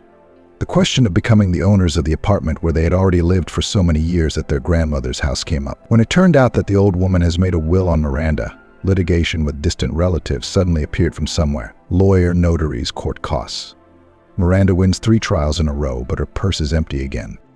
If you dig into the past, you'll find many more colorful memories of necessary and unnecessary expenses that are out of line. About Edward's graduation from a very different department, not a desirable one, that his studies afterward might well be called, as the popular saying goes, a waste. Miranda, from early childhood, her son was guarded in every possible way, so that he would never know how terrible it is if you are abandoned by your parents just for being pregnant without a husband. And it can be shocking to neighbors, acquaintances. They were touchingly, endlessly friendly. Miranda and Edward are like, mother and son. And now Greg has come between them. He's trying to destroy her fragile world with his nasty hands again. They'd crossed paths with Greg when Edward was 3 years old. Painfully coincidental. Miranda had come to the university for some kind of reference. Greg was there on some business of his own. He came up behind her and put his arm around her shoulders, whispering in her ear. "You're even more attractive now, beautiful Miranda." She still loved him dearly then, remembered every minute with him, and kept silent about her son. Greg had dragged her straight to his hotel room, as if the years of longing hadn't existed between them. Not a word in her defense. Again a sea of tenderness, again a maelstrom of feelings and sensations. She didn't notice how the hours flew by. She woke up when she realized that it was late, that it was time to get Edward out of the nursery. Greg had said something about a new date tomorrow, and she'd made up her mind that the next time she saw him, she'd tell him she'd given birth to a son. The next day, Miranda flew to the hotel as if she were elated. She wanted to rush past the front desk when she was stopped by a stern question. "What, are you here to see someone?" Pride. She called out the room number where her love was now living again. The receptionist grinned. "This guest left us early this morning. I heard him hailing a cab and indicated he needed to go to the airport." Miranda froze in place, froze like a motionless statue. Mentally died of grief again. Greg had not abandoned his habit of disappearing without warning. He left her again, as if nothing had happened, to betray her in passing on the run. It was a good thing she hadn't said a word about Edward. It would do no good to give the boy the hope that he had a father who could love him, be there for him. It was not to be achieved. In this strange love of hers, she was slowly coming to her senses. Still, she tried to find excuses for Greg. He couldn't. He was away on business. He didn't like to explain and say goodbye. Whatever arguments she could think of at the time. Later on, she had other men. Both married, both from among her customers at the atelier. Couldn't resist her feminine charms. Conscience, morality, the impossibility of having an affair with an unfree beau. Miranda did not care at all. She did not drag these suitors to her by force. Both were looking for a woman to meet infrequently without commitment. Miranda felt nothing with these two lovers of hers. A glimpse into her life in different years had made it easy to get together, and even easier to break up. Cutting Greg out of her heart permanently was impossible, no matter how hard you tried. Miranda didn't know how Greg, now a well-known businessman, successful and wealthy, had learned of Edward's existence. He had come into her life again when their son was in his early 20s. Edward was a student and ironically was interning at the very cannery that had been privately owned since its reconstruction. The students now lived in a comfortable dormitory. The old barracks were demolished. The format of meals was also changed. Young assistants were fed in a cozy cafe with a buffet. Miranda asked to visit her son on purpose under a plausible pretext. It seemed to her that her love for Greg had to come to an end, that it was an obsession, that it would dissipate. A trip to the places of love's glory didn't help. The moment when Miranda saw the field of flowers was particularly painful. She thought her heart would burst with longing. It was the same as it had been 20 years before. For Mother Nature, such a period of time is a grain of sand in the midst of endless centuries. Miranda returned home in a state of confusion. And then Greg showed up on the doorstep of her studio demanding to meet her son. His money can do a lot of things. The father of her child wouldn't use it to pressure her. Miranda couldn't say for sure why Greg had obeyed her request not to meet Edward then, to leave things as they were. He'd changed a lot, gotten kind of woozy. More ingratiating, she'd say, but also slippery and insincere. It was the first time he had taken off his mask and revealed his true nature to her. True, tried at first to press on pity, said that other children God gave him no other children. It seems that his wife was barren. She grew old quickly. What's the point of having a baby? Greg then quickly disappeared from her horizon again. He never asked to be alone again. She wouldn't have fallen for his appeals again. After he left, she realized for the first time that she was free of his charms, and the fact that she was alone was nothing. She had Edward, her soul, her joy. It didn't matter that he was a little indecisive, but he was affectionate. It didn't matter that he wasn't strong, but he was kind. And when Stacy came into their lives, they got married, they had grandchildren. Why did Greg do this to them, tempting Edward with money, keeping him away from his family? When would this man leave her alone and stop meddling in her life?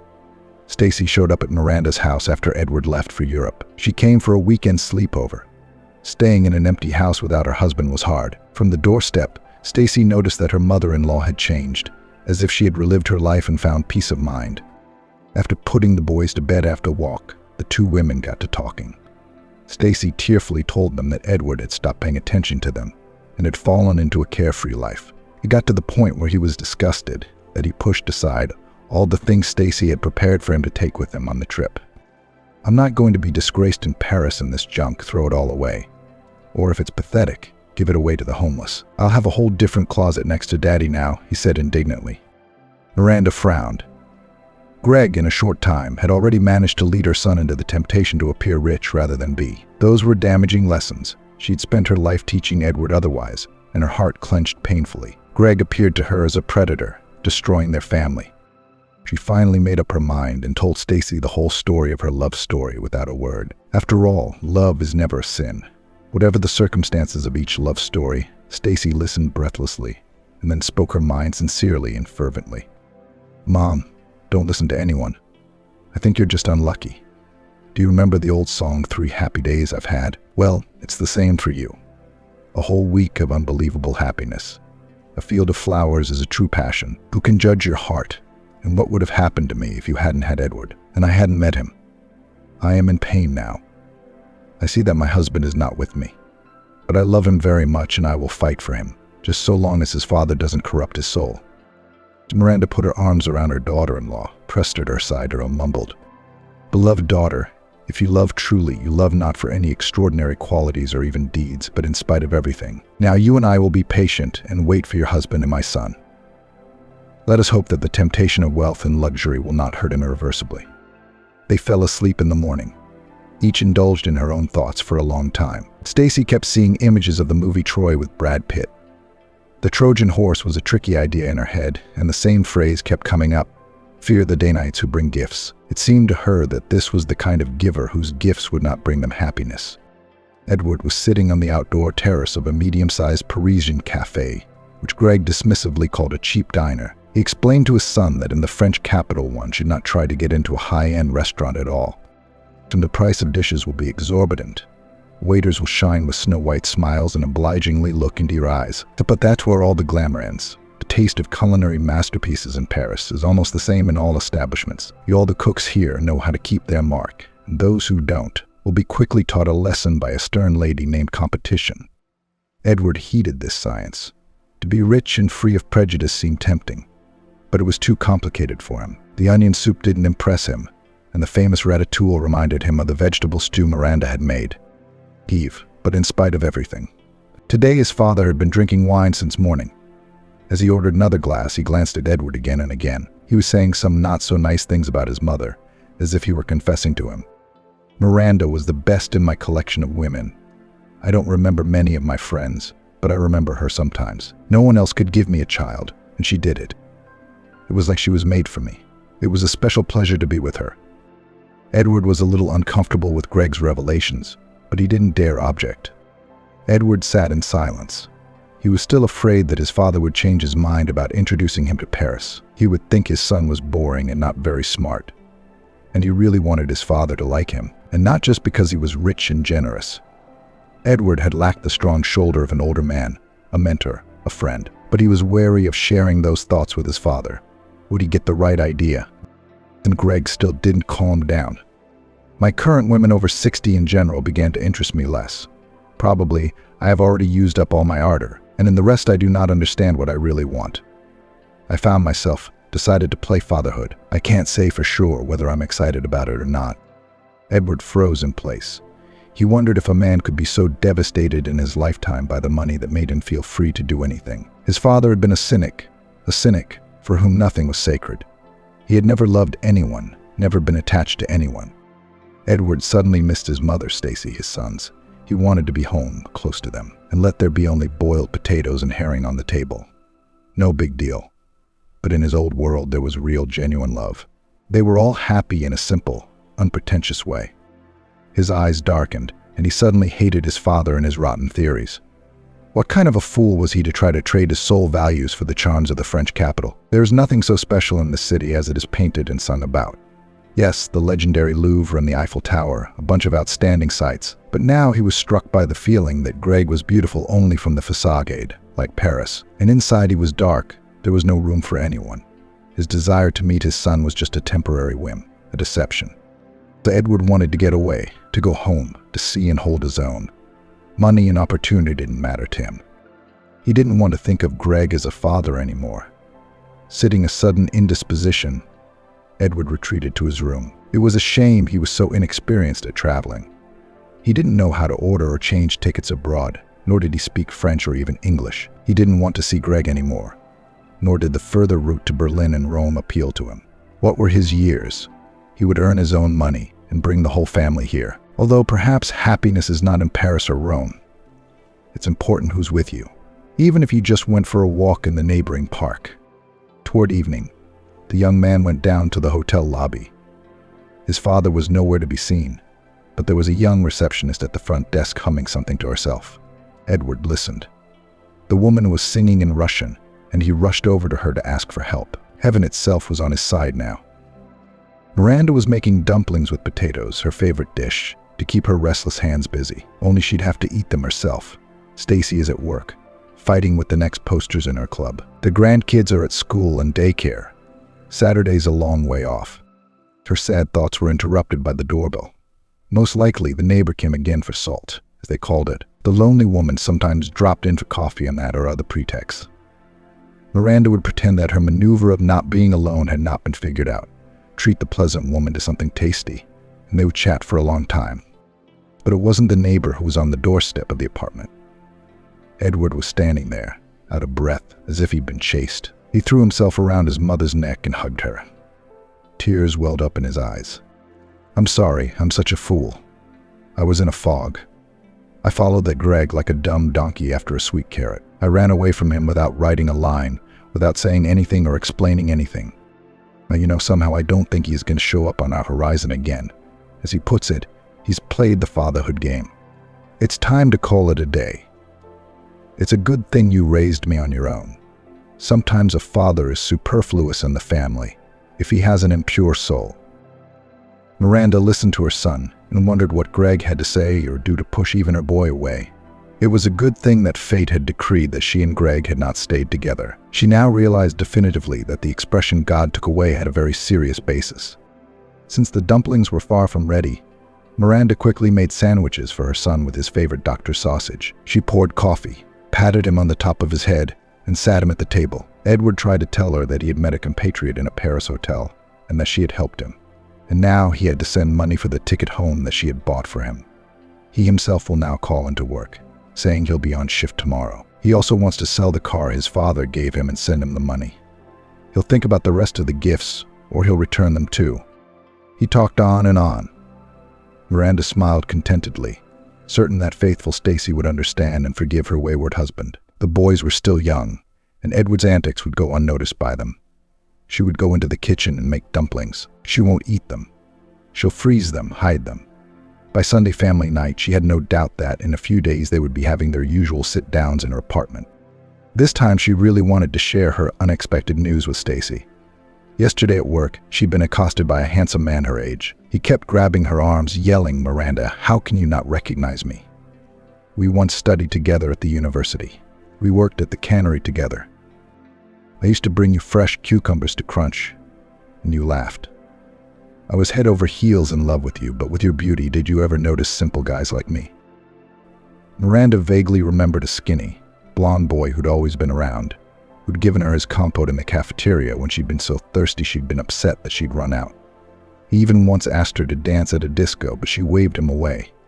She'd already suffered then, after Greg disappeared. She couldn't see the light of day. A former classmate dragged her out of the atelier to drink coffee, as he put it, to extract memories from a long box of cakes, and to rejoice that all this was in their lives. He told her that he also left the university when she took her documents and transferred to a military school. Then he traveled around the garrisons. He was married. His companion did not accept the harsh living conditions in military towns. They did not have children, so he has been a divorced bachelor ever since. Now he's retired. He returned to his hometown to be closer to his parents' graves. His sister lives here. She sent him to the atelier to pick up the order. Miranda sat and listened to him, and he kept saying, "Miranda, do you realize that this is fate? God organized this meeting for a reason. I've been remembering you all my life, dreaming of seeing you again." A little noisy, but obviously kind. They could be friends. Why not? Miranda thought for the first time in so many years that a man shouldn't be alone. He must be needed by someone. Everyone should have a home somewhere where he was always welcome. Anyone, successful or not so successful, rich or not at all, with no extra means of existence. Together with our loved ones, we are strength. After all, they love us not for what we have been able to achieve, but in spite of everything. Peter sat at the kitchen table and smoked one cigarette after another through the open window. It was frosty, but the cold coming into the apartment from the street did not bother the man. He was in such a state that such trifles did not bother him now. Outside the window came a gray, dull dawn. The meeting with the notary would be at 11 o'clock in the morning, and there was still plenty of time. Sarah Lenina was sleeping sweetly in her bedroom, wrapped in warm blankets. Unlike Retheg, she's clearly happy about the whole situation, and it's strangely repulsive. And just a couple months ago, Peter had considered this girl to be the ideal. She was beautiful, decisive, ambitious, intelligent. When necessary, jokes appropriately. When necessary, will put a man in his place. And most importantly, tender and loving, a real woman. Next to such men feel strong, necessary. Not like Barbara. Peter's heart ached again because she was his wife. She was not a stranger to him. Despite the presence of Sagalinina, despite everything that had happened recently, Barbara remained for him a queen. They had met while they were still students. The girl was conquering the faculty of finance and economics. Peter studied at the law school. No, the guy never particularly dreamed of becoming a lawyer. Since childhood, he read a lot. He especially liked stories about relationships, love, passion, hatred, fear. It was interesting to unravel the intentions of the characters, to speculate about why they act in this or that way. No wonder that his essays on literature were the most profound and interesting. The teacher even read out some fragments in front of the class. He also drew a lot. His desk drawer was full of albums with all kinds of drawings. There were fantastic creatures, courageous warriors, and just unusual ornaments. Drawing was soothing, peaceful, and time-consuming. Peter himself did not understand how it happened. He seemed to sit down at the table to do algebra, distracted for a minute to finish drawing another character, and everything falls out of reality. He comes to his senses, and only then realizes with surprise that he spent several hours drawing. The boy was clearly a creative person, but his parents were not satisfied with this. Mother and father seemed to agree on only one thing. They both felt that their son needed a serious profession. And, well, the father had some connections.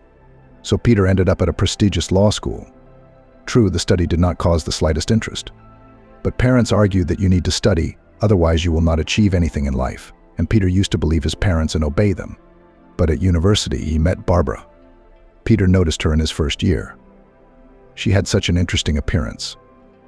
She wasn't beautiful, no, but there was something aristocratic in the girl's appearance. Not for nothing she was called Queen Barbara. Snow-white skin, beautiful intelligent eyes of a dark shade of black shiny hair, always smoothly styled, clear cheekbones, nose with a slight hunch and a confident line of lips, and most importantly, regal posture and sharp, but still surprisingly graceful movements. Later, Peter learned that the girl as a child attended a ballet studio, which she hated with all her soul. Parents insisted that the girl must move beautifully, and the guy understood her very much. His parents also knew what was best for him. She was constantly busy doing something. She didn't just look like a businesswoman, she was one. Participated in some contests and conferences from the university, worked part-time. Peter didn't know how he got so much information about this girl. She did not notice him at all, did not even know about the existence of such a modest, quiet guy. But Peter was in love with her. He then attracted a completely different type of girl, but for some reason he did not let her out of his sight. Peter was in his 4th year of college. It was summer weather. The middle of May, the time of credits, the time to get admission to the session. The boy went out for a walk to the ice cream stand. Since morning he had been studying thick notebooks with notes, preparing for tomorrow's test, and decided to take a break. He was about to round the corner of the neighboring house when he heard a growl behind him, and a startled exhale from somewhere far away. That sound was what made Retag turn around. He hadn't expected to see such a thing, Barbara. Previously, the guy had only seen her in the walls of the university. Peter knew that the girl lived somewhere in the center, rented an apartment, since she was not local. From somewhere either from a village or from a regional town. And here she was, right next to his house. Strange, but there was no opportunity to ponder it for long. Growling and crouching to the ground, two large dogs approached the girl. There were a lot of dogs here lately. There was a construction site nearby, so the animals lived somewhere behind the fence. The builders fed them at first, but then the construction stopped. Temporarily or permanently, he didn't know. Now, hungry packs were roaming the neighborhood. There were attacks on people. Now 2 dogs were attacking their prey. The girl noticed the boy's look, and so much hope was in her eyes that he, always a bit cowardly and indecisive, simply could not act otherwise. Grabbing a large boulder from the ground, he headed straight for the dogs. The boy thought that if the dogs came at him, at least one of them would be able to hit him over the head with the rock. Maybe even stun the beast for a while. But what to do afterward? There's still a second dog here. There was no time to think about it. Just like that, he had become a hero. The guy approached the girl and asked, trying to make his voice sound firm, not shaking. "Are you okay? They didn't do anything to you?" No, the girl shook her head, looking at her savior with gratitude. "Thank you very much." I was confused. The girl was transforming before her eyes from a confused and frightened, fragile victim into herself, into a queen. Her acquired firmness and her movements and voice confidence. Yes, we have hungry dogs running around, attacking many. Pity them, on the one hand. In the end, it's all our fault, humans, she sighed. Listen, weren't you in a hurry? No, Peter answered honestly. Then can I ask you a favor? Walk me, please, because I'm confused here, and I'm afraid to run into dogs again, to be honest. Will you walk me? The boy felt like a real hero. Queen Barbara herself is counting on him. Wow! Of course I will. The guy took her the long way on purpose, though he could have taken a shortcut through the courtyards. It was just nice to walk and talk to her like that. The girl turned out to be a wonderful conversationalist, intelligent, attentive, understanding. It turned out that they liked the same books. Who would have thought it? But no matter how he looped around, eventually the street grew in front of the two companions. Well, here we are. Thanks again. I'm here to see a classmate. We agreed to study for our midterms together. I study at a state university. I know he smiled, pleased with the effect of his confession. Barbara was surprised. How do you know? I study there too, in law school. I've just seen you many times, that's all. By the way, I have a test tomorrow too. What a small world. Well, since we're at the same university, we'll see each other again. The girl smiled charmingly and disappeared down the driveway. That day, the boy could not think of anything but the deep, dark eyes of the queen. It was good that at least he was almost ready for the test. He had never felt any romantic feelings for this girl before, though he knew her, saw her, kept her in his sight. And now, when they talked to each other, it was as if she had conjured him up. It was her pleasant, literate speech, respectful attitude, unexpected weakness, fear of stray dogs. The girl was now attracted to him like a magnet. The guy hoped that they would see each other at the university the very next day. And so they did.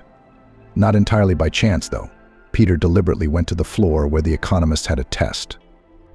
As if by accident, he passed by the classroom, near which students were jostling, and saw Barbara. She also noticed him, nodded to the guy, and even hurried to meet him. At first they were just friends, talking and walking together a lot. Even went to the movies for movies they both looked forward to. Fortunately, their taste was specific, so they went to such sessions only the two of them, without extra eyes and ears. The boy admired Barbara, enjoyed her closeness. He really wanted to take her hand, maybe even kiss her, but she acted like a friend, like a buddy, and the guy was afraid of spoiling everything, so he didn't show his feelings. It was better to stay friends than to feel awkward every time they met. He didn't want to ruin the warm buddy relationship that had already emerged.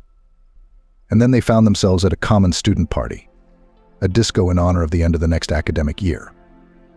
5th year ahead, graduation. Almost the whole road to higher education is behind them. Something to celebrate. Peter watched Barbara dancing with the other guys and was wildly jealous. No, the girl didn't owe him anything. They weren't even considered a couple. Peter himself was also free to dance with whoever he wanted, but these guys hugging each other in a dance with her. They caused fury and rage, an unpleasant feeling of storm, but he did not show his face. He joked and laughed with his friends, even participated in stupid contests. And then, already late in the evening when everything was over, the girl herself came up to him. The guy noticed that the girl was not quite sober. Officially, strong drinks were forbidden at this party. But of course they were in fact present here. "Don't you like me at all?" Barbara asked in a stunningly direct tone. "Of course you do." Peter clapped his eyes together in confusion. He hadn't expected to hear such a thing. "I mean, as a girl," she explained. "I'm not pretty, my nose is hunchbacked, my lips are thin, I'm tall, too skinny, no shape whatsoever. Do you like other girls?" And she was almost right. A few months ago, the guy really liked other girls, girls of so-called model looks. But now there was no one prettier and more attractive than him. Probably now was the right moment to tell about it, but for some reason the right words could not be found. But the girl was very talkative. "Didn't you notice how I feel about you? We are so much in touch, and all this time I'm waiting for a sign from you, something that would allow me to think that you also like me. But you only see me as a friend, don't you? And now I've ruined everything." Peter shook his head negatively, staring at the girl. "So be it. I'll finally tell you what I think. I'm in love with you. Can you believe it? I always thought I liked more masculine, more brutal guys, like athletes. I tried to hang out with this basketball player, and he was dumb. He's a pussy. And all the other guys I hung out with were dumb. And you're not. You're different. Smart. Understanding, real." Peter smiled. He was pleased to hear her say that. He didn't know what to say in response, so he just hugged her to him. The girl put her head on his shoulder and continued her monologue. "I danced with them all today, just because of you, just to make you jealous. But you remained indifferent. It hurts so much." "You don't understand anything," Peter sighed. "You're as stupid as I am." "What do you mean?" The girl pulled away and looked into his eyes with interest. And then he did what he had dreamed of doing for so long. He kissed the girl. They started dating. Quiet, modest student of law school, and bright, successful queen, so different in temperament and character, but still very similar in many ways. They had so many common, interesting topics for conversation, so many joint activities that both liked. They really turned out to be like two halves of one whole. It was the girl who helped the guy to decide what he really wanted to do in life. "You are a born psychologist," she once said, "subtly feel people, interested in the feelings and thoughts of others. Try it, take a course. Maybe you'll get something." And Peter obeyed. After graduation, he got a job in a law office, did boring, routine work, received pennies, and at the same time studied online psychologist. Now that was something he really enjoyed and was actually passionate about. "I told you," Barbara smiled smugly. "I'm almost never wrong." The girl herself, meanwhile, was actively building her own business. She already owned an attire. Peter supported Barbara in everything, and she, accordingly, supported him. She developed the attire, and the guy tried himself as a psychologist, began to counsel people. They lived together in a rented apartment. They didn't talk about marriage, but this event in the future was implied as if by itself. And then, as if out of the blue, the girl's business trip abroad. She had an opportunity to study at a prestigious business school, but it meant a long separation. "It's such a chance, you have no idea." With eyes burning with admiration, she shared her impressions. The guy, of course, rejoiced for his beloved, but he was also anxious.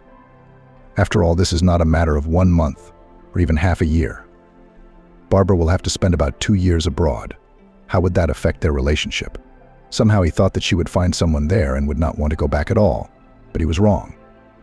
The relationship really didn't stand the test of distance. But the fault in this was not Barbara.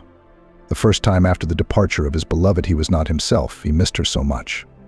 Peter missed her desperately from the moment he left her at the airport. He did everything on autopilot, working in his law office, counseling clients as a psychologist. They socialized, of course, almost every night. Barbara looked tired, but happy, enthusiastic. She liked everything teachers, practical classes, even hours-long lectures.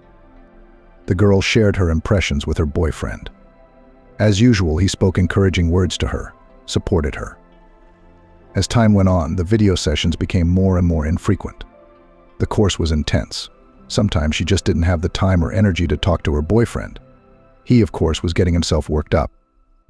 It seemed to him that Barbara had someone else, for their conversations were too superficial, infrequent and short. Being a psychologist, he realized that it was because of his complexes. The mistrust and fear of losing her were all the result of insecurity. It seemed to retag that there were many young men around who were both prettier and more successful than him. Of course, Barbara compared and perhaps thought about starting a relationship with someone else, someone more worthy. When Barbara was around, he saw her eyes full of tenderness and acceptance, felt her warmth and sympathy. But now she is far away, and Retag began to think that Barbara does not love him at all, that she is worthy of more, that he does not reach her level. She is a successful beauty who has already established her own business. While she is studying abroad, the business is run by the manager, a classmate of the girl, the same friend who was attacked by dogs on the way to her house. And he is just an out-of-state lawyer with a paltry salary and an aspiring psychologist. It remains to be seen whether he will succeed in any of these fields. At this very moment, Julia appeared in his life, a girl who had recently broken up with a young man and now felt broken and depressed, so she turned to a psychologist. He counseled in online mode. His clients were from different cities, but it just so happened that Julia was his neighbor, who lived literally 2 blocks away. Peter realized this when he saw the view outside the window behind the beautiful girl on the screen. Huge, anxious eyes of an amazing violet hue, long brown hair, cute and very pleasant facial features. Julia was so touching, so soft and feminine. She was not at all like Barbara, who was confidently rushing toward her goal and was used to sweeping away all obstacles in her way. She was 4 years younger than Retag and still in her 3rd year of university. For about 6 years, that is, since high school. Julia had been dating a boy. Nothing foreshadowed trouble, and the girl was in full confidence that soon they would get married.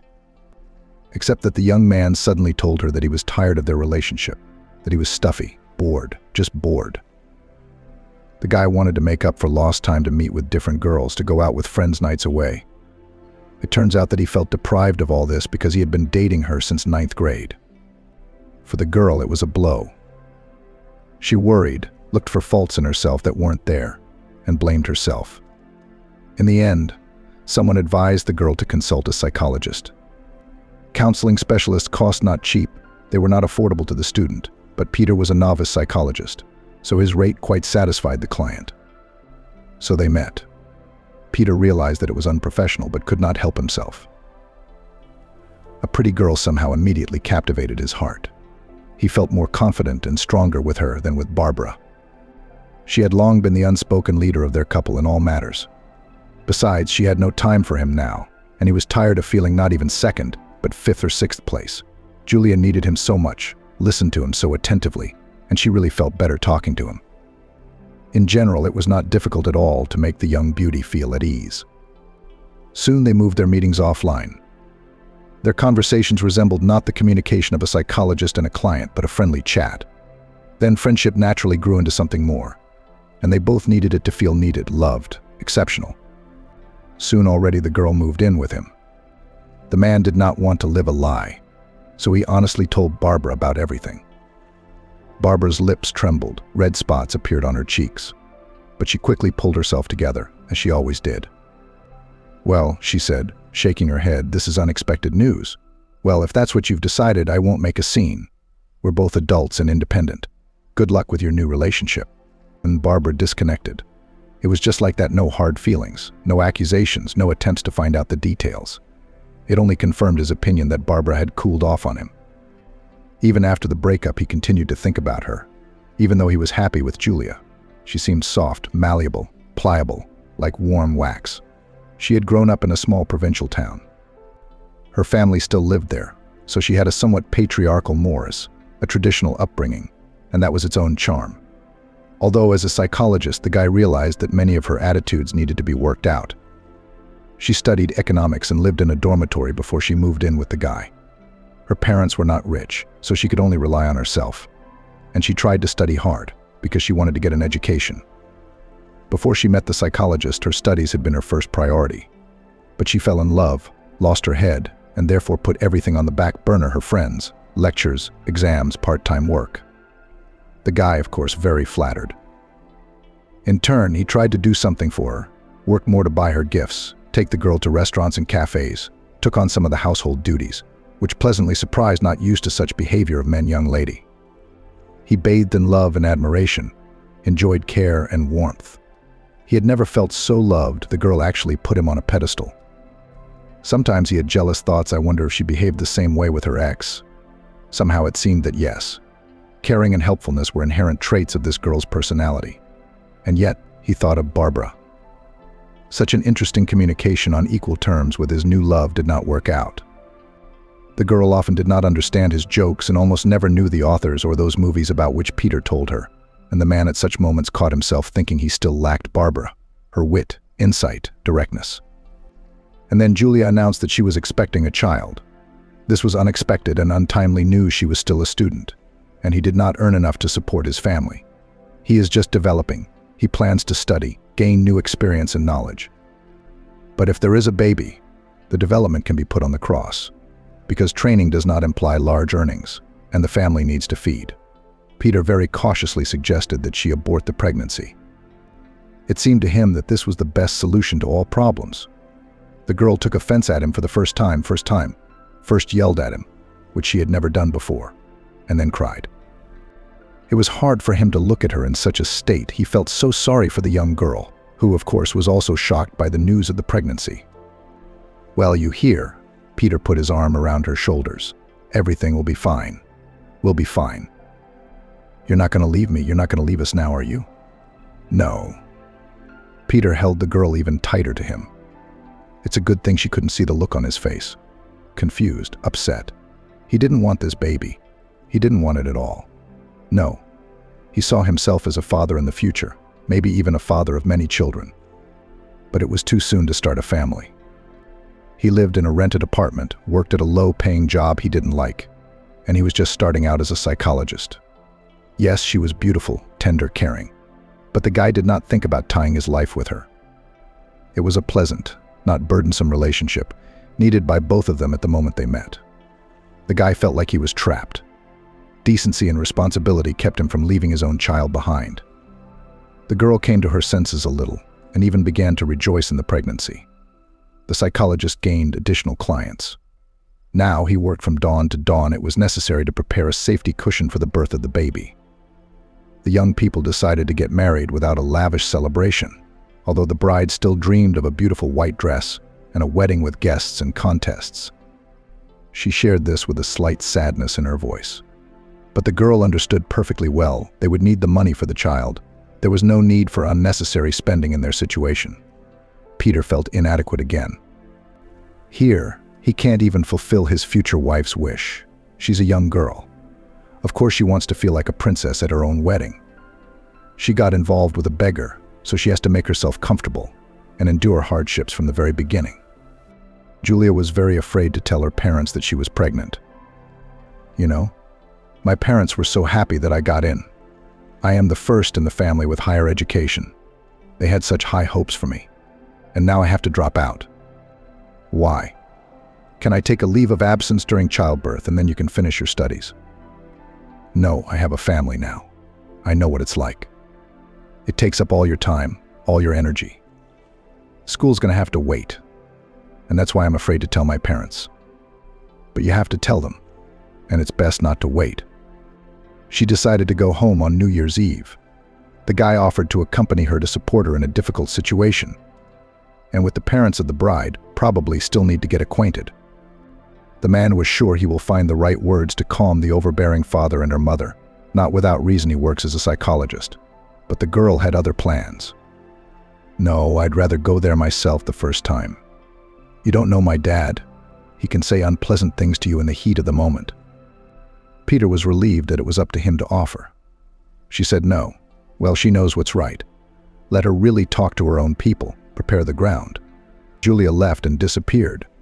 She didn't answer her phone. Must have been a bad connection in her small hometown. Julia only managed to call from the train station to say she'd arrived, and that was it. Peter wasn't worried. Why would he be? Julia had come home to her family after all. Maybe parents will not be delighted that the daughter's student will soon give them grandchildren, but they will not kill her, grumble and accept the situation. Especially since the baby's father isn't giving up on the baby and they have a wedding coming up. Peter was enjoying the solitude. Turns out he was a little tired of the girl. At some time in his life she became a salvation for him, pulled him out of the abyss of anxious thoughts, surrounded him with warmth, inspired him. But now her care and helpfulness irritated him, as did her obsessive attention almost constantly, and much more. When the girl did not arrive on the agreed day, he still worried. The girl began lectures, preparation for the session. She could not miss all this without a good reason. The girl's phone was still stubbornly silent, and then the guy went to the university, where Julia studied. Found her group, talked to a few people. They were not aware of what had happened. When Peter had given up hope, a girl caught up with him in the hallway. "Are you looking for Julia?" "Yes, you are, Peter, aren't you?" He nodded slowly. "I'm Jane, her girlfriend. We're from the same town. She asked me to look you up, and here you are. That's lucky." "What about her? Why didn't she come back, do you know?" "Oh, it's a story. It's a nightmare. Her parents, they're very strict. She's their pride, the smartest, most promising kid in the family. They were so happy that their daughter got in, bragged to everyone in town, thought she'd become a successful economist, and then you and all the plans fell apart. When the father found out about his daughter's plans, he was furious. Pregnant out of wedlock, soon to be married. She was going to drop out of school too. She was going to become a good wife, an ideal mother, a housewife, instead of conquering career heights. In general, a strict parent decided no wedding and similar tricks, personally escorted his daughter to the clinic, where the head doctor was his former classmate. Even before New Year's Eve, the girl had an operation solved, according to her parents, all the problems so that the child is no more. Peter exclaimed when he heard that. He saw with what joy the girl was waiting for the baby and could imagine in what condition she was now.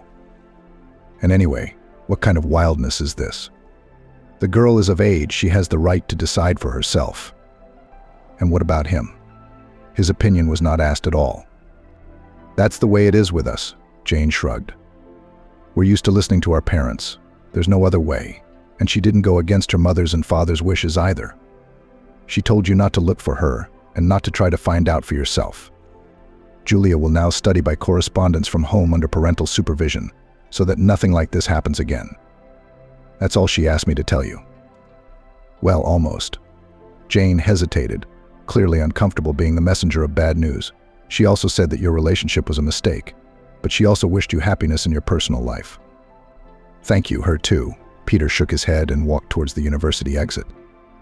Later at home, he thought over the whole situation and came to the conclusion that everything had happened for the best. The guy didn't feel bitter about the loss. He did not even feel upset. On the contrary, there was joy because everything was solved by itself, without his participation. There will be no family and child, and it's not his fault. Julia, of course, it's a shame. Such overbearing parents not to be envied. On the other hand, it's her choice. She could have gone against her father if she wanted to, because she knew that her beloved would accept her, would not give her an offense, and yet she gave up the child and the man she loved. That's all right. Life went its way. Suddenly, the activity as a psychologist began to bear fruit, and very even generous. Soon Peter left the hated work in the office and gave himself completely to psychology. In relationships, he was now more cautious. Romances did happen, but the man did not allow any mental intimacy, and even less the appearance of thoughts of children, family, and so on. He did not want it all yet. Or maybe the women were not the right ones. All of them the man involuntarily compared with Barbara, and each time the comparison was not in favor of another companion. They didn't measure up to the queen, not at all. Peter seemed to feel quite happy and accomplished. Favorite high-paying job, his own apartment, a beautiful car. And yet, something was missing. And then fate again brought him together with the one he had not stopped thinking about all this time. By that time, Peter was already quite a successful and established man. He consulted people online from all over the country. There was even a waiting list for his sessions. Retag services were already expensive. The man periodically published books that sold out like hotcakes. The edition he illustrated himself. Thus, another of his talents artistic was realized. To the profession of psychologist added a part-time job digital artist. He had to take a couple of courses to hone his skills, and now he was quite in demand as an illustrator as well. He lived in his own beautiful and stylish apartment, drove an expensive car, had savings and, in general, was rightly considered quite a well-off man in his 30s. Many people of his age had never dreamed of such a thing. Peter, going to the bar that night, had not expected this meeting at all.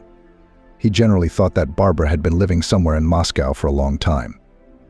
She disappeared from social networks, so he could not follow her fate as before, but he thought that with her ambitions in a small town there was nothing to do. This city was too small for a queen. However, she was sitting at the bar with her foot on the leg. She was grown up, one if even prettier, well-groomed, stylishly and expensively, but at the same time not flashy, impeccable taste.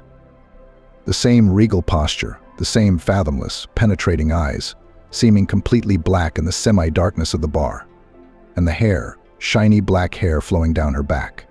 She usually wore her hair shorter. It was the first time the man had seen her like this, and it suited her very well. The girl was here with her friends. They were sitting at the counter, as there were no free tables, discussing something lively, laughing.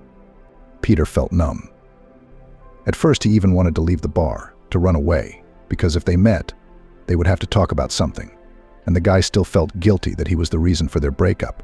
His infidelity was to blame, to be honest. And there was resentment too. Barbara hadn't even tried to find out then, so she was already completely indifferent to him. Maybe she had even met someone there, in a distant country. But he soon realized that he was not afraid of meeting Barbara. On the contrary, he was attracted to her, drawn to her like a magnet, just like when he was young. The man couldn't take his eyes off her. Each of her movements, each feature of her appearance, everything caused complete acceptance. Everything was almost native, his own. She seemed to feel his gaze, turned around. Their eyes met, and Barbara smiled at him without a shadow of resentment, without a shadow of contempt.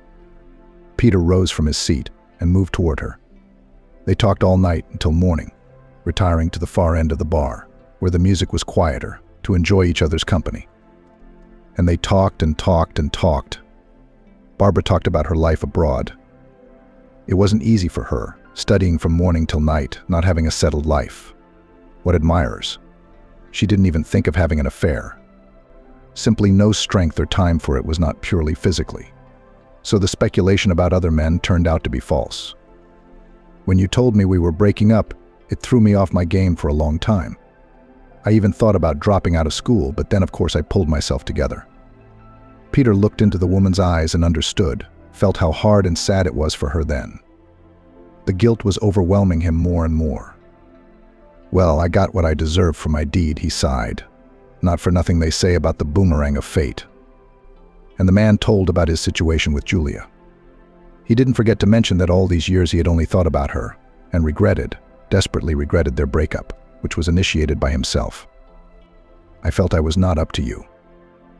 I thought you needed someone stronger and more successful. And now? What do you think now? Are you worthy of me now?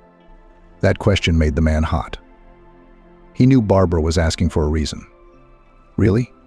Was there even a 1 in a million chance that something would happen between them? Maybe. Right now I'm perfectly capable of handling a gorgeous woman like you, he said jokingly, but his eyes were serious. Barbara smiled and kissed him herself. That's how they ended up together again. Both of them had already reached certain career heights. Peter was a sought-after psychologist and Barbara ran a chain of attires. They decided to buy a house and chose a cottage in a well-appointed village near the city. It seemed to both of them that it was a better place to raise their children.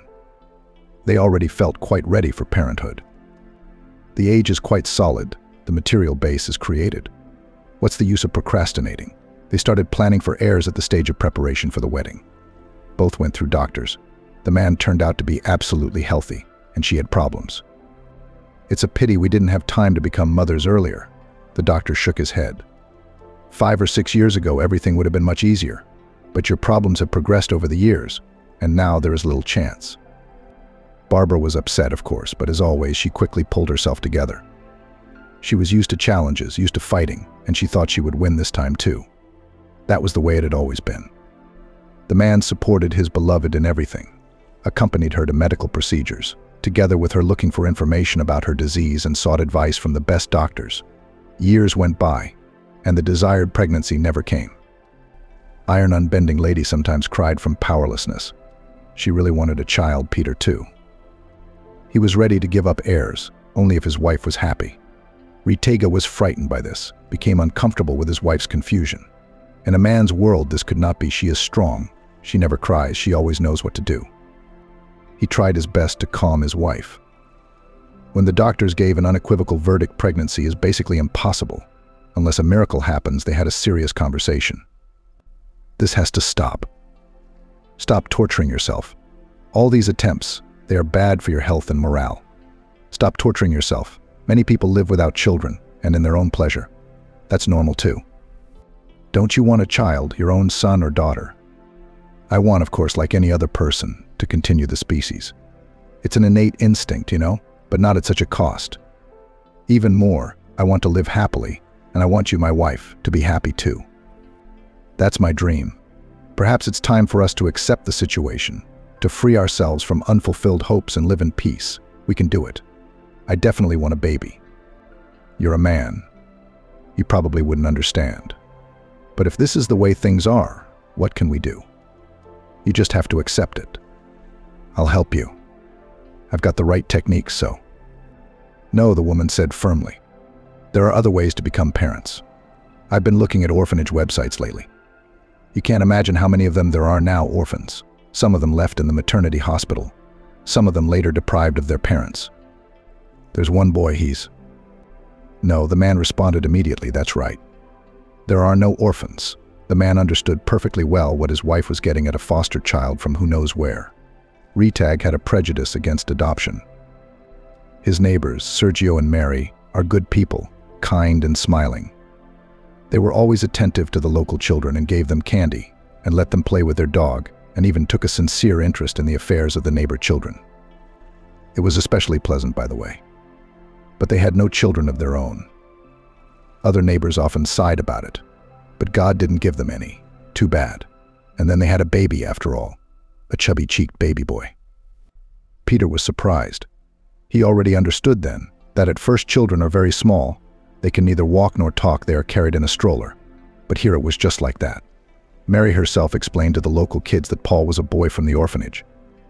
That's how it happens when kids are left without parents, and some are lucky enough to be taken into a family. Peter was very happy for Paul. He was very lucky indeed. Sergio and Mary are the best parents. You can only dream of such parents. The boys took Paul under their patronage. The girls socialized with him. The boys took him to their games. And at first everyone seemed to like Paul. And then the kid began to grow up and began to manifest in him qualities that at first simply caused rejection, and then grew into something terrible, ugly, unimaginable. Simply put, he became a monster. In first grade, the boy started smoking. That's when he was first caught stealing. Paul did not want to sit quietly at lessons, beat and called children names, walked around the classroom instead of sitting at the desk. The teacher could not do anything with him. Paul swore, although his parents were intelligent people. His foster mother and father did not think he was worth anything. Peter still remembered how his parents ran around the yard at night in search of their misbehaving son. The neighborhood boys helped them. And then there's more. Paul got mixed up with a bad crowd. He skipped school, he smoked. He even started drinking when he was only a fifth grader. Adults often discussed the situation and all agreed that it was his genes. The unfortunate neighbors were presented in neighborhood conversations as innocent martyrs who had shouldered such a burden for nothing. They were really good parents. They loved the boy, practiced a lot with him. Even then, Peter realized that blood is not water, and that even the most correct upbringing cannot always correct the code which was written by nature for generations. Paul soon ended up in a juvenile prison because he maimed someone in a street fight. After that, the neighbors bought a tiny and old house somewhere on the outskirts of town and moved away. So Peter didn't know what happened to their family next. But he assumed that nothing good could be there anymore. No, he didn't agree to such a thing categorically. His wife did not fully accept his choice. His wife periodically tried to change his mind, gave seemingly reasonable arguments, told about positive examples, but he was adamant. He did not want them to turn from happy, beautiful and healthy people into the likeness of Sergio and Mary, became the same thin, pale and restrained. Well, no. The wife seemed to settle down over time. She found her purpose in other things. The woman now traveled to orphanages and helped the unfortunate, destitute children. It was charity. In one orphanage, she set up a playroom and in another a yard with swings and slides. Barbara found out what problems there were in this or that institution and solved them. Somewhere there were not enough nannies, somewhere the roof was leaking, somewhere the pupils were wearing old, no longer fashionable clothes.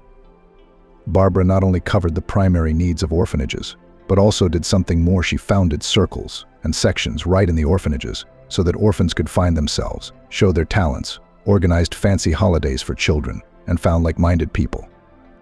The woman felt almost happy. She had no children of her own, but she gave joy and warmth to thousands of destitute children. Even the newspapers wrote about her activities, filmed videos. The man was happy for his wife. Finally, she found herself, realized her maternal instinct in such an interesting way. It was good for everyone. The man himself sometimes took part in the actions. He called his wife nothing but a good fairy. Barbara laughed and said that she liked the former title of queen better. Peter thought that his life was now predetermined for many years to come, but fate again threw him a test, which he again failed miserably.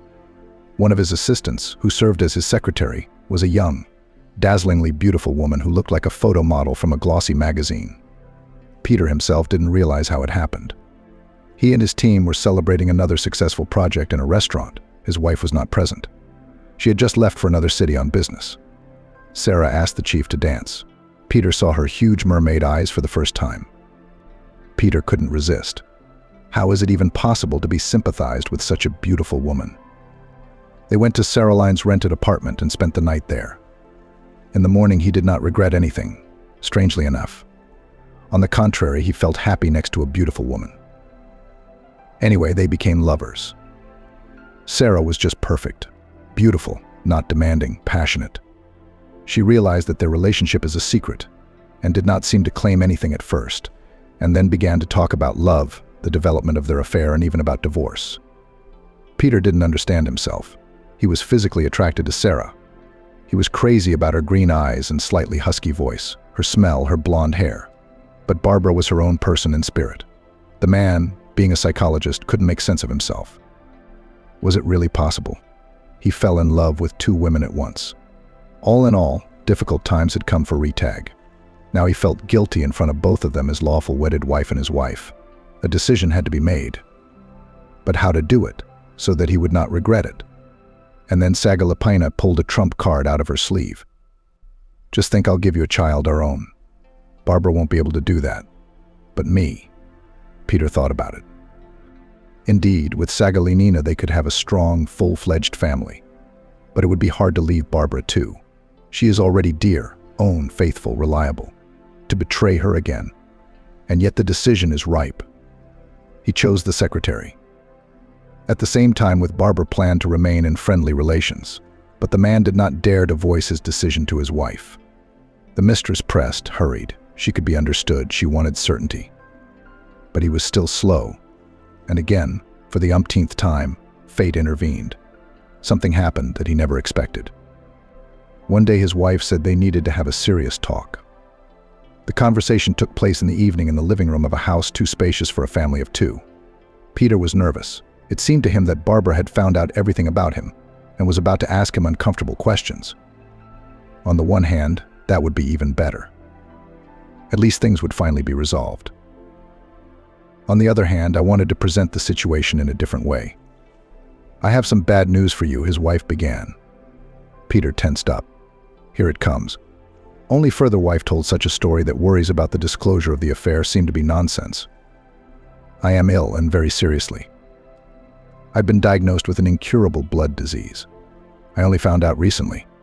It took a long time to get a diagnosis. Why? Why didn't I tell you before? She grinned. I just didn't want to worry you before. I thought it was just a vitamin deficiency or something. And then I got this terrible diagnosis. Is there really no cure? It's the 21st century. He didn't want to believe what his wife was saying. It seemed that anything could be cured nowadays, if only there was money. And luckily they had the money. Barbara shook her head sadly. She put her hands on the man's shoulders. She's comforting him, too, in this state. It's amazing. I don't believe you can't be helped. We're going to fight. Peter was going to leave his wife, but he didn't want to lose her like this, for good, permanently. Barbara meant a lot to him. She was his own person, dear and beloved. He wouldn't give her up to some disease, no way. Do you remember years ago when you said we had to accept the fact that we weren't going to have children? Accept the situation. That's what I'm saying now. We just have to accept it. He shook his head no, it wasn't the same. And again the tests, the clinics, the consultations with medical luminaries from all over the world. Only now the fight was not for the dream of parenthood but for life. The man was not going to give up. He studied a lot of information about his wife's disease, now better understood the situation. Yes, the disease really turned out to be very insidious and dangerous. Most patients after diagnosis died within a year. But there were exceptions, cases of miraculous healing, and Peter hoped for that. Of course, he didn't say anything about the mistress. It was not enough to kill a man in such a state with bad news. Sarah agreed with Retag's decision. She said she was willing to wait until the situation was resolved one way or another. She even supported him, saw how hard it was for him, understood perfectly well that his wife meant a lot to him, but she was not jealous. A perfect life companion. Barbara was getting worse and worse, despite intensive treatment, and she was slowly fading away. Her husband was caring for her on his own. It was clear that these were her last days. It was hard to realize that the fight was lost.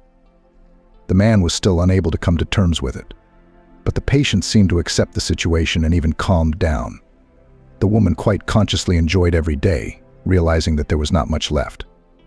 She met with friends, visited beautiful and favorite places while she had strength. The man tried to accompany his wife everywhere, but he had a job and the secretary needed some attention. However, Barbara sometimes asked him to leave her alone. They talked a lot during this period. I am grateful to fate that I have such a man as you in my life, the woman smiled. You always understood me like no one else, felt my soul. It is worth a lot. The man smiled, squeezed his wife's hand, and felt guilty again. It's good that she doesn't know about Caroline after all. What a blessing that he didn't have time to reveal his cards in front of his wife. All that's needed is a negative experience at such a difficult time. I think about it sometimes too. What a blessing that we finally met. He answered quite sincerely, "You are a unique person, the closest to me." And these words too, paradoxically, were pure truth. He understood perfectly well that he was losing a dear person, a close friend, and a warmer and deeper relationship in his life will not be. She left at dawn in her sleep. Quietly and calmly. An easy end, as many people said afterwards. A nurse slept in the room with her. Her frightened scream was what woke Retag, and he immediately understood everything. The ambulance, the police, filling out some paperwork, preparing to say goodbye. Everything was happening in a fog. He couldn't accept the fact that Barbara was gone. Not at all, not anywhere. Where could it all suddenly disappear to? Her sharp mind, her love of children, her determination, her courage. How could this be possible? Retega stood by her in this difficult moment. She honestly tried to reassure the man, but she had never felt him as subtly as Barbara. She said things that hurt the man even more. It's all for the best. At least she didn't have any pain now. In fact, the situation resolved itself. You didn't even have to say anything. Peter shook his head. How can losing someone like that be for the best? She just doesn't understand anything. There were even such words, think about it. You will get everything now, you had no children, so you are the only heir. And in a divorce, everything would have to be divided in half. The man looked at her in such a way that she immediately realized what a terrible foolishness she had said. The girl tried to remedy the situation. Well, I mean, she got sick anyway. It would have happened anyway. And here's such a benefit. Just shut up, the widower asked. People came to say goodbye, lots of people, colleagues and friends, and also those whom she had helped for many years. They came up to the man, expressed their condolences, said good words about his wife, and Peter was proud of her. He was proud of his wonderful wife. He was desperately sorry that he too rarely told her how wonderful she was, and yet he was glad that sometimes he did. A few days had passed since Barbara had left when he received a phone call from a woman who introduced herself as a notary and made an appointment to read the will. Peter was surprised. He didn't know that his wife had made a will. Probably she decided to make it easier for him to receive the inheritance. She had taken care of everything.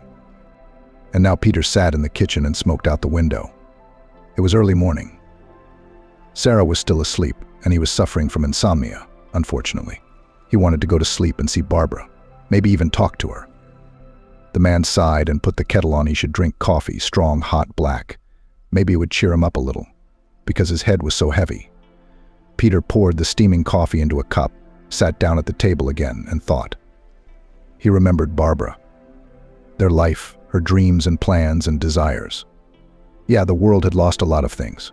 She had done so much good for people, for underprivileged children. Barbara was even seriously afraid to hear from the notary that the woman had bequeathed all her money to some orphanage or children's home. He was distracted from his thoughts by his mistress. She flew into the kitchen, anxious, disheveled, but still unrealistically beautiful. "We're late," she said, her voice trembling with excitement. "I overslept, and you don't know why you're sitting here." Peter, as if out of a daze, took a sip of long, cooled coffee and began to pack. They still managed to get there in time, and arrived at the office when the meeting with the notary was still 5 minutes away. It was lucky no traffic, no accidents on the way. His companion looked luxurious, even too luxurious for such an occasion. Tight dark gray dress emphasized the graceful curves of her figure. Light blonde hair flowed beautifully over her fragile shoulders. But now Retag was not interested in admiring his companion. He wanted to go back about 5 years, when these two important women were not around. The girl turned around on the porch and, trying to hide her irritation, turned to him. He grinned. He understood his mistress was eager to know what he had inherited from Barbara. As they entered the notary's office, an old woman, dressed very modestly, even poorly, hurried in. What to say, she looked like a beggar. And a girl, a lovely, charming girl, about 10 years old. Wavy, blonde hair, big gray eyes. Peter looked at her and couldn't understand. This child reminded him of someone. Just who? Could it be a relative of the deceased? Maybe he had met this little girl once before. Just in case, the man politely and kindly said hello to both the grandmother and her granddaughter. The old woman answered cautiously, somehow wary or averse. But the girl smiled broadly, which made his soul immediately lighten. She looked at the old woman and the girl as if they were nasty spiders in a jar. She obviously hadn't expected to see them here. "Have a seat," smiled the notary, dressed in an elegant pantsuit. Everyone present followed her advice. "I thought only the deceased's loved ones would be here." She raised her thin eyebrows and said, "Those who appear in the will." "That's right," the notary nodded.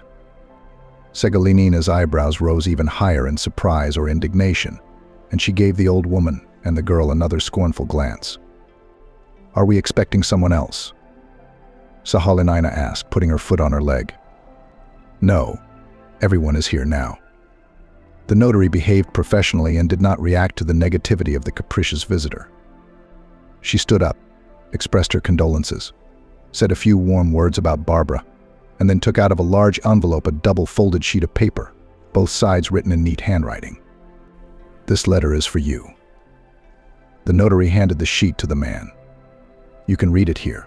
Here the deceased explains everything to you." He clutched the letter with both hands. He couldn't wait to be alone to read the last message of his beloved. There was no doubt in his mind that something very important was written there. After that, the notary began to read out the will aloud, as was customary. As expected, a considerable amount of money was given to the foundation, which was engaged in the support of orphans. The mistress wrinkled her nose when she heard the size of the transfer. But the husband got all the real estate, cars, and even business. The man, however, had no idea what he should do with a network of attires. He never really got into his wife's business, but it seemed that this business was already quite a well-oiled mechanism at work like clockwork by itself. Barbara had managed to set up the firm in such a way that everything functioned without her direct participation and control. And then the notary said something that made Salinina jump. The deceased had bequeathed a large sum of money to a girl named Eva, the same girl who was sitting across from her grandmother. Eva didn't even pay attention to the amount.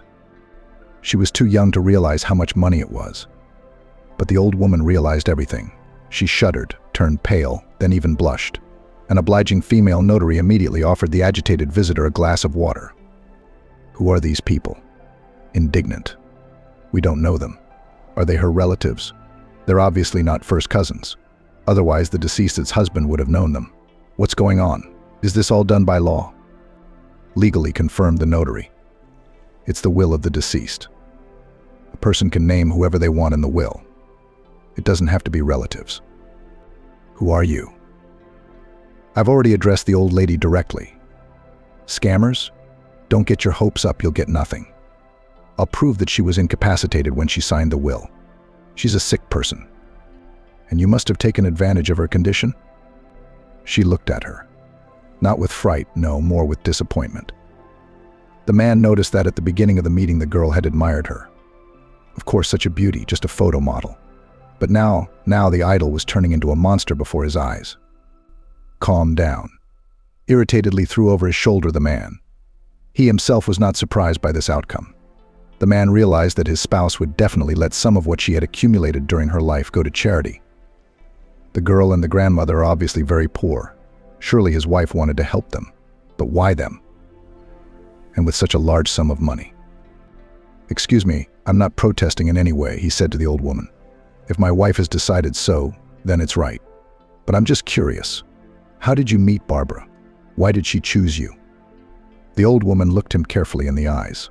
Read the letter and you'll understand. EVA, we have to go. The girl slipped off the chair with relief. What was happening was clearly beginning to strain her. Let's read the letter, she demanded as the door slammed shut behind her. At least we'll know who they are. You see, I must read it in private. She raised her lips resentfully, but remained silent.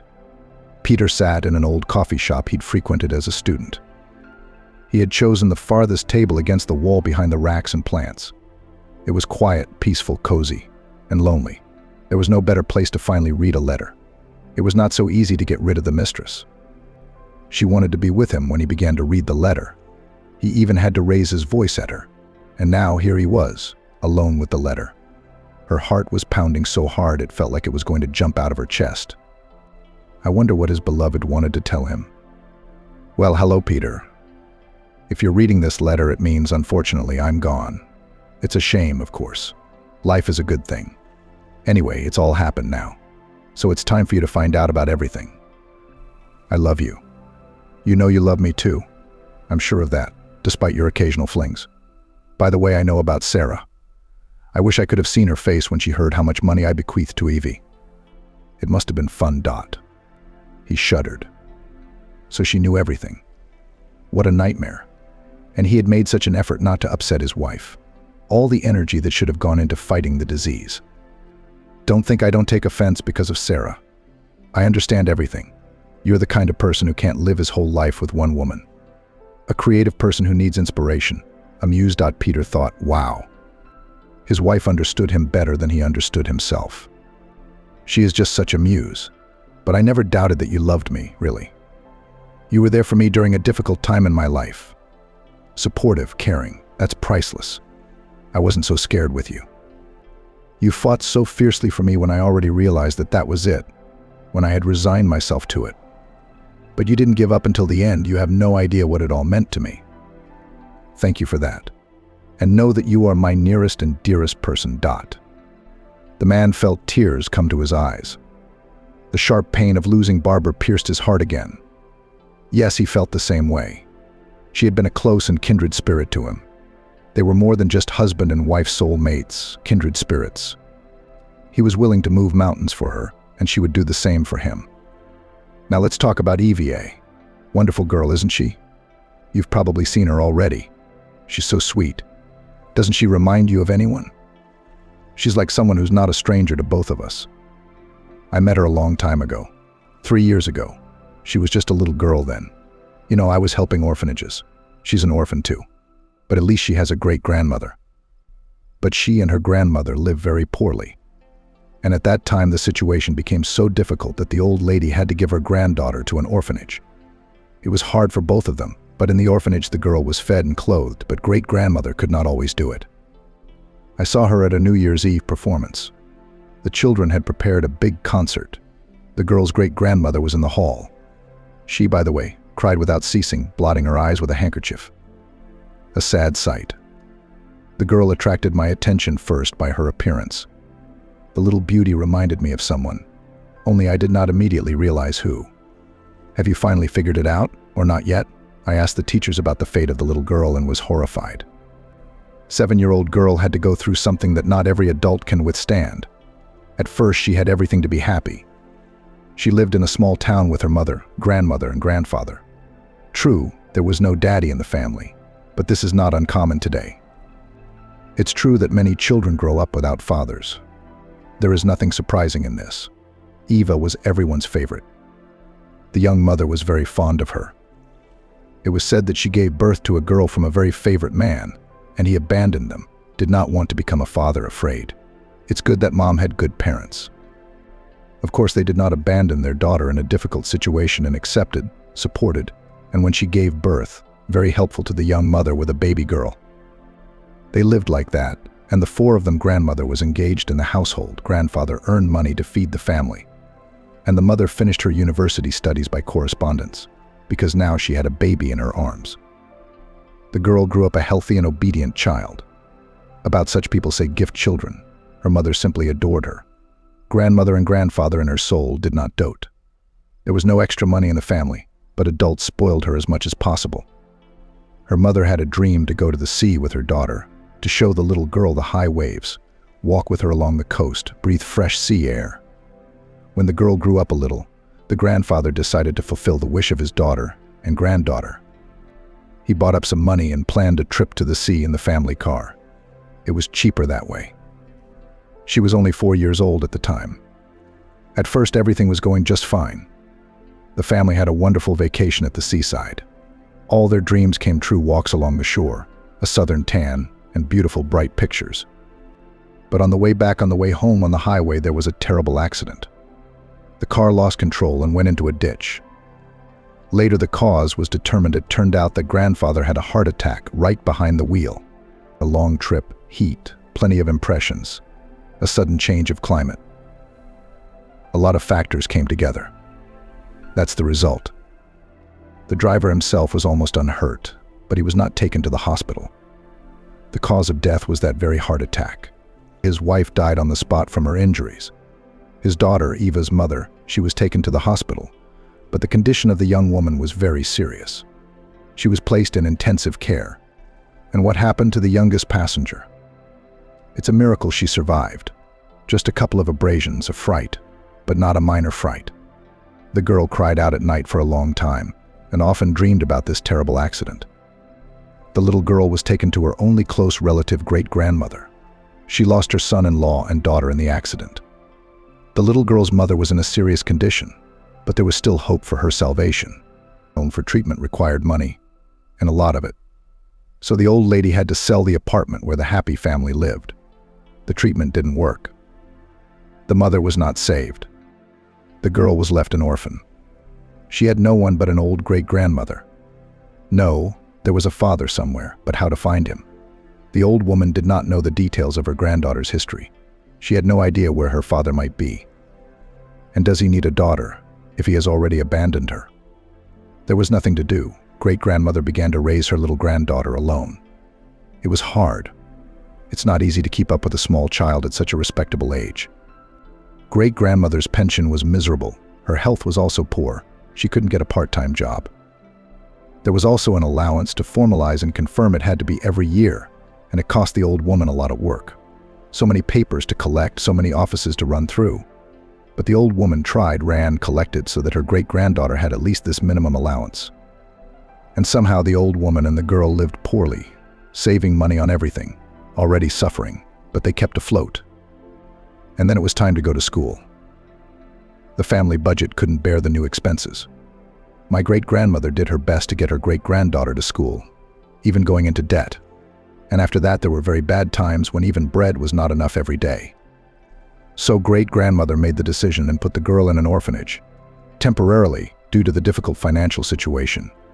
And then that concert, the stage, I saw her. I was hooked by her looks, and it spun. She looks a lot like you. Did you notice that? Same eyes, same look, same spread. Check it out, and the mole on her cheek. Even the mole is exactly the same. I looked at the girl and realized that coincidences like that just don't happen. And then it turned out that it really wasn't a coincidence. Peter tore himself away from the letter. How had he not guessed it at once? Evia really looked like him. It was not without reason that the girl seemed familiar to him. He saw almost the same features in the mirror every day. I dug deeper. I even had to hire detectives. And I found out. Anyway, just don't fall off your chair, or whatever you're sitting on right now. That's your daughter. I purposely withheld her mother's name before, or you'd have guessed right away. And I like to keep things intriguing. You know, it's more interesting that way. That's what my great-grandmother told me, that you left Julia pregnant. Scared, didn't want to be a father, didn't want to take responsibility. I immediately thought there was something wrong. So of course I dug deeper again. I found out that you wanted to get married, but the wedding didn't happen. Why? I tracked down her best friend. She told me. The girl's father was against the wedding. He did send his daughter to the hospital, but it turned out she couldn't do anything. All the deadlines had passed. She seemed to love you very much and begged her parents to let her become your wife, especially since you had already filed an application, but her father was adamant. He thought that, being a wife and mother, his daughter will certainly not finish university, and decided so the daughter gives birth, lives with her parents, they help with the baby, and she finishes her studies, builds a career, and then does what she wants. But the accident happened soon after she got her diploma. Who knows, maybe if she'd stayed alive, she would have found you sooner. She probably would have. Well, Eva's great-grandmother was simply unaware of who the girl's father was, so she couldn't find you if she wanted to. That's the story. If it hadn't been for chance, the girl would still be fatherless. Now I hope you understand why I left her such a large inheritance. She's your daughter. I had to help that girl. It wasn't just money, I hope. I think I gave something much more valuable, finding a father for the girl. I know how you long for a child, a baby of your own. And here you have a ready-made daughter, all grown up. Interesting with her own opinions and personality. She's wonderful, and she needs you very, very much. And you need her. Just do me a favor, don't make Caroline the girl's stepmother. She'll make her life a nightmare. Find someone else who's more empathetic and understanding. You deserve better than that. And so does EVA. I believe that you are the closest people. You will reunite and live happily ever after. I wish I could be there for you. I love you and kiss you. Take care of each other. Peter, who had finished reading, only then noticed that his hands were trembling. As a postscript, the wife had left the address of the girl and a link to a DNA test, which, as it turned out, this amazing woman had managed to conduct secretly from her husband. Peter did not doubt the result of this research. A light, fresh breeze was blowing from the sea. It was too cold for swimming, but walking along the shore in such weather was a pleasure. A man walked along the sand holding his daughter's hand. It was hard to get used to it, but how pleasant it was to say to someone, "This is my daughter." They talked a lot, traveled a lot, talked about everything in the world. Peter felt absolutely happy, and he knew very well who he had to thank for this happiness: Barbara. Amazing, unique, intelligent, sensitive, kind. Sometimes it seemed to re-tag that she was somewhere nearby, looking at him and his daughter and smiling contentedly.